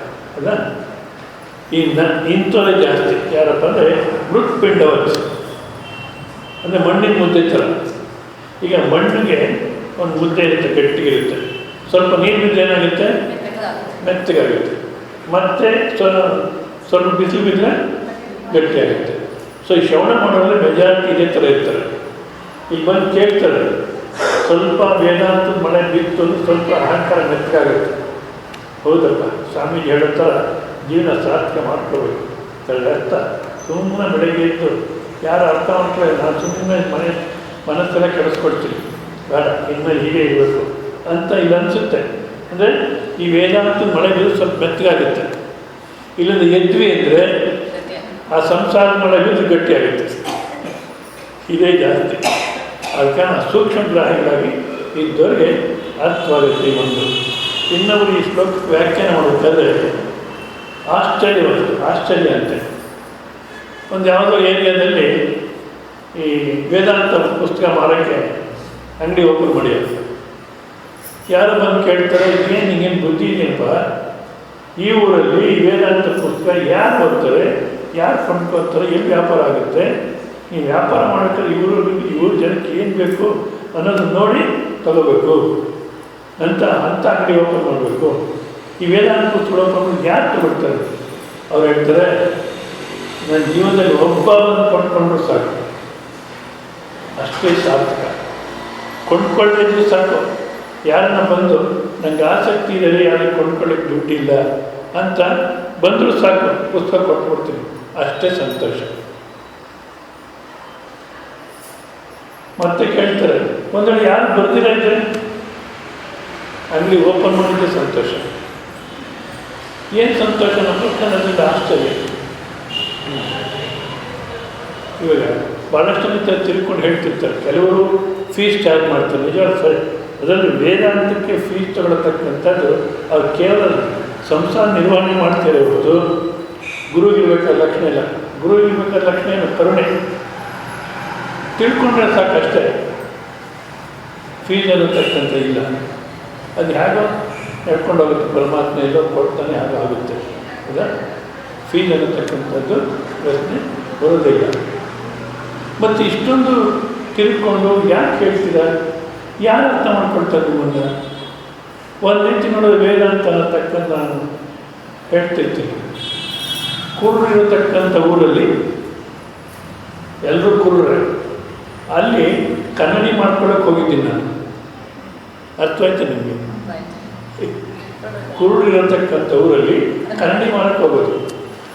ಆ ಕುರುಡ್ರಿಗೆ ಇವನು ಬಂದೇನೆ ಅಂತಲೂ ಗೊತ್ತಾಗಲ್ಲ. ಅಲ್ಲ, ಪೋಲಿ ಕನ್ನಡಿ ಕೊಂಡ್ಕೊತಾರಲ್ಲ, ಅದು ಬೇಕೇ ಇಲ್ಲ. ಪೋಲಿ ಫ್ರೀ ಕೊಟ್ಟರೆ ತೊಗೊಳ್ತಾರೆ, ಬಟ್ ಪ್ರಯೋಜನ ಇದೆಯೋ? ವೇದಾಂತನ ಅದೇ ಥರದ್ದು, ಯಾರಿಗೂ ಬೇಕಿಲ್ಲ. ಪೋಲಿ ಫ್ರೀ ಕೊಟ್ಟರೆ ತೊಗೊಳ್ತಾರೆ, ಬಟ್ ಅವ್ರ ಪ್ರಯೋಜನ ಆಗುತ್ತಂದರೆ ಚೆನ್ನಾಗಿ ಅರ್ಥ ಮಾಡ್ಕೊಂಡು ಪ್ರಯೋಜನ ಆಗುತ್ತೆ. ಇಲ್ಲ ವೇದಾಂತ ಕೇಳೋದು ಯಾರೊಬ್ಬರು ಗದಗಲ್ಲಿ ಈ ವೇದಾಂತ ನಾನು ಬೆಳಗ್ಗೆ ಹೊತ್ತು ಬ್ರಹ್ಮಸೂತ್ರ ಹೇಳ್ತಿದ್ದೆ ಒಂದು ಸಲ, ಮತ್ತು ಸಂಜೆಗೆ ಭಗವದ್ಗೀತೆ ಹೇಳ್ತಿದ್ದೆ. ಎಲ್ಲ ಅಮೇರಿಕಾದಲ್ಲಿದ್ದವರು ಬಂದು ಎಲ್ಲ ರೆಕಾರ್ಡ್ ಮಾಡಿಕೊಂಡು ಮತ್ತೆ ಹೋದರು ಅಮೇರಿಕಾಗೆ. ಮತ್ತು 4 ತಿಂಗಳನ್ನು ಇನ್ನೊಂದು ಸಲ ಹೋದೆ. ಅವ್ರು ಬಂದಿದ್ದರು ಅಮೇರಿಕೆಯಿಂದ, ಆದರೆ ಪ್ರವಚನ ಬರಲಿಲ್ಲ. ನಾನು ಕೇಳಿದೆ, ಲಾಸ್ಟ್ ಟೈಮ್ ಅಷ್ಟೊಂದು ಆಸಕ್ತಿ ರೆಕಾರ್ಡ್ ಮಾಡಿಕೊಂಡು ಎಲ್ಲ ಮಾಡ್ಕೊಂಡು ಹೋದರು, ಮತ್ತು ಈ ಸಲ ಯಾಕೆ ಪ್ರವಚನ ಬರ್ತಿಲ್ಲ? ಯಾವುದೋ ಒಂದು ಮಂದಿರದಲ್ಲಿ ಮಾಡ್ತಿದ್ವಿ, ಆ ಮಂದಿರದ ಪ್ರೆಸಿಡೆಂಟ್ ಹೋಗಿದ್ದು ಅವ್ರ ತಮ್ಮನೇ. ಯಾಕೆ ಬರಲಿಲ್ಲ ನಿಮ್ಮ ತಮ್ಮ? ಅವರು ಇದೇ ಊರಲ್ಲಿದ್ದಾರಲ್ಲ, ಯಾಕೆ ಬರಲಿಲ್ಲ ಅಂದರೆ, ಇವಾಗ ಇದರಲ್ಲಿ ಆಸಕ್ತಿ ಇಲ್ಲ ಅವರಿಗೆ. ಅಷ್ಟೆಲ್ಲ ಆಸಕ್ತಿ ಇತ್ತು, ಚೆನ್ನಾಗಿ ರೆಕಾರ್ಡ್ ಮಾಡ್ಕೊಂಡು ಹೋದ್ರು. ಅಂದರೆ ಇಲ್ಲೇ ಅವ್ರಿಗೆ ಆಸಕ್ತಿ ಇಲ್ಲ. ಯಾಕೆಂದರೆ ಅವ್ರ ಶ್ರೀಮಂತರಿಗೆ ಕ್ಯಾನ್ಸರ್ ಇತ್ತಂತೆ. ಈ 4 ತಿಂಗಳಲ್ಲಿ ಅವ್ರು ಹೋಗ್ಬಿಟ್ರು. ನಾನು ವೇದಾಂತ ಶ್ರವಣ ಮಾಡಿದ್ರು ನಮ್ಮ ಶ್ರೀಮಂತರು ಸತ್ತಲ್ಲ. ಇನ್ನು ಶ್ರವಣ ಮಾಡಿ ಏನು ಪ್ರಯೋಜನ? ಭಗವದ್ಗೀತೆ ಹೇಳುತ್ತೆ, ಅಶೋಚ ನಮ್ಮ ಶೋಚಸ್ತಂ ಪ್ರಜ್ಞಾ. ಅಪ್ಪ ಹೋಗೋರಿಗೆ ಓಡಾಡತಕ್ಕಂಥ ಅವಶ್ಯಕತೆ ಇಲ್ಲ. ಯಾಕೆ ಶರೀರ ದೃಷ್ಟಿಯಿಂದ ನಷ್ಟ ಇಲ್ಲ, ಆತ್ಮದೃಷ್ಟಿಯಿಂದ ನಷ್ಟ ಇಲ್ಲ ಅಂತ ಹೇಳಿದ್ರೆ ಅವರೇನು ಅಂದ್ಕೊಂಡ್ರು, ಓಹೋ ಯಾರಿಗೂ ಸಾವಿಲ್ಲ ಅಂತ ಹೇಳಿದರೆ ನನ್ನ ಹೆಂಡತಿ ಸಾಯೋದೇ ಇಲ್ಲ, ಶರೀರ ದೃಷ್ಟಿಯಿಂದ ಶಾಶ್ವತವಾಗಿರ್ತಾರೆ ಅಂದ್ಕೊಂಡ್ರು. ಅಂದರೆ ನಾವು ವೇದಾಂತ ಕೇಳಿದ್ರು ಲೌಕಿಕವಾದ ಪ್ರಯೋಜನಕ್ಕೋಸ್ಕರ ಕೇಳ್ತೀವಿ ಹೊರತು ಪರಮಾತ್ಮ ನೀನೇ ಬೇಕು ಅಂತ ನಮ್ಮ ದೃಷ್ಟಿ ಇರೋದು. ಆದರೆ ಮಹಾತ್ಮರಿಗೆ ಹೇಳೋದಿಲ್ಲ ಆನಂದ. ಯಾರ ಅರ್ಥ ಮಾಡ್ಕೊಳ್ತೀರ ಇಲ್ಲಿ, ಹೇಳೋದೇ ಆನಂದ. ಬಸ್ ಅದೇ ಆಶ್ಚರ್ಯ. ಒಂದು ಸೀರಿಯಲ್ ನೋಡ್ತೀರ, ಯಾವ ಸೀರಿಯಲ್ ಅಂದರೆ ಚೆನ್ನಾಗಿದೆ ಅಂತ.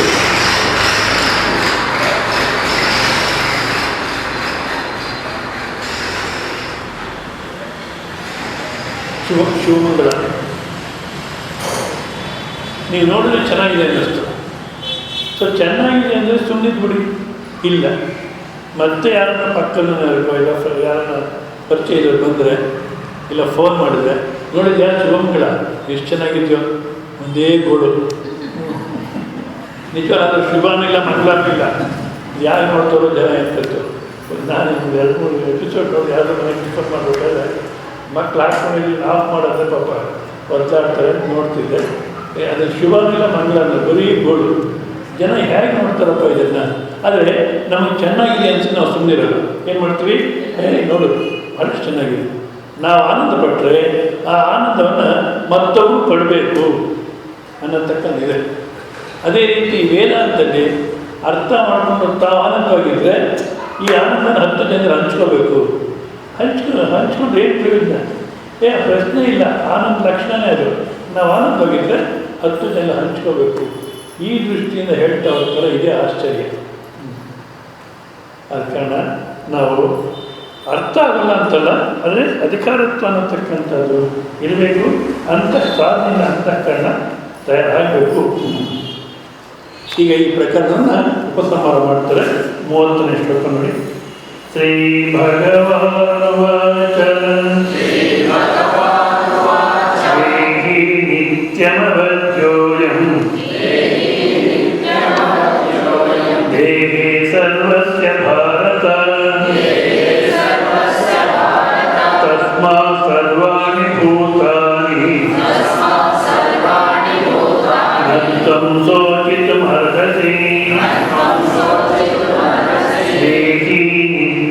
ನಿತ್ಯಮವಧ್ಯೋಯಂ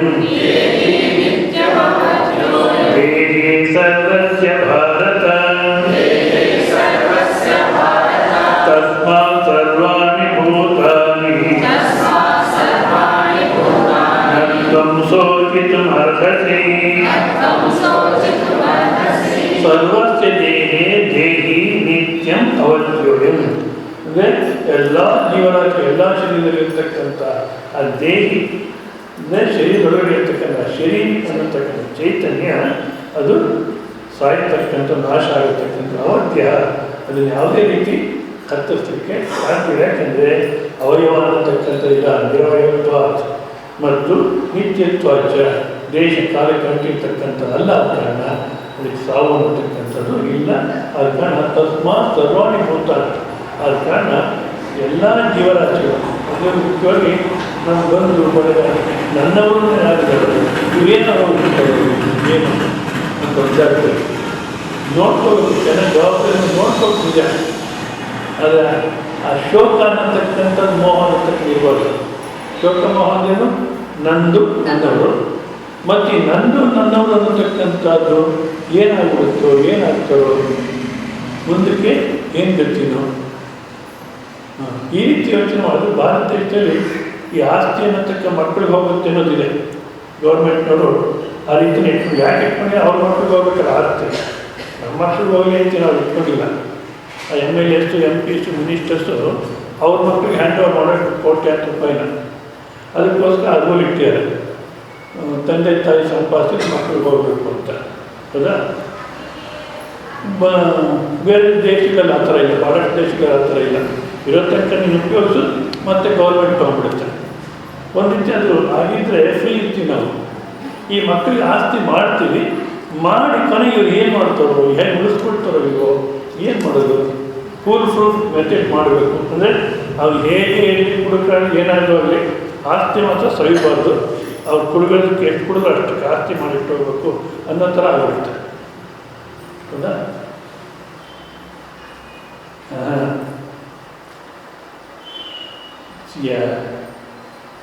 ನಾವು ಎಲ್ಲಿ ತನಕ ಏನು ಪ್ರಯತ್ನ ಮಾಡಿದ್ರು ಆ ದೇಹಿ ಅನ್ನತಕ್ಕಂಥ ಸಾಯಲ್ಲ, ದೇಹ ಅನ್ನತಕ್ಕ ಶಾಶ್ವತವಾಗಿ ಇರೋಲ್ಲ. ಅಷ್ಟೇ ನಾವು ಸುಖವಾಗಿರಲಿ ಅಂತ ನಾವು ಪ್ರಯತ್ನ ಮಾಡಿದ್ರು ಆ ಸುಖ ಪಡತಕ್ಕಂಥ ಯೋಗ್ಯತೆ ಅವ್ರಿಗಿರ್ಬೇಕಲ್ಲ. ಆ ಸುಖ ಪಡತಕ್ಕಂಥ ಒಂದು ಪ್ರಾರಂಭ ಆಗಿರಬೇಕು. ಆ ಕಾರಣ ಎಲ್ಲವನ್ನು ಮಾಡ್ತಾ ಈ ತತ್ವವನ್ನು ತಿಳ್ಕೊಂಡು ಜೀವಿತಬೇಕು ಅಂತಾರೆ. ಇಲ್ಲಿಗೆ ನಿಲ್ಸೋಣ.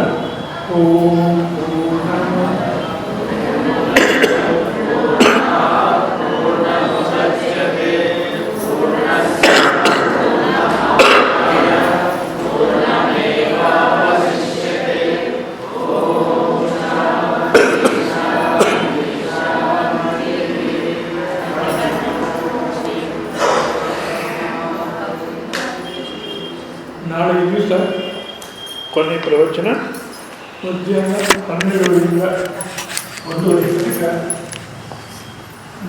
ತನಕ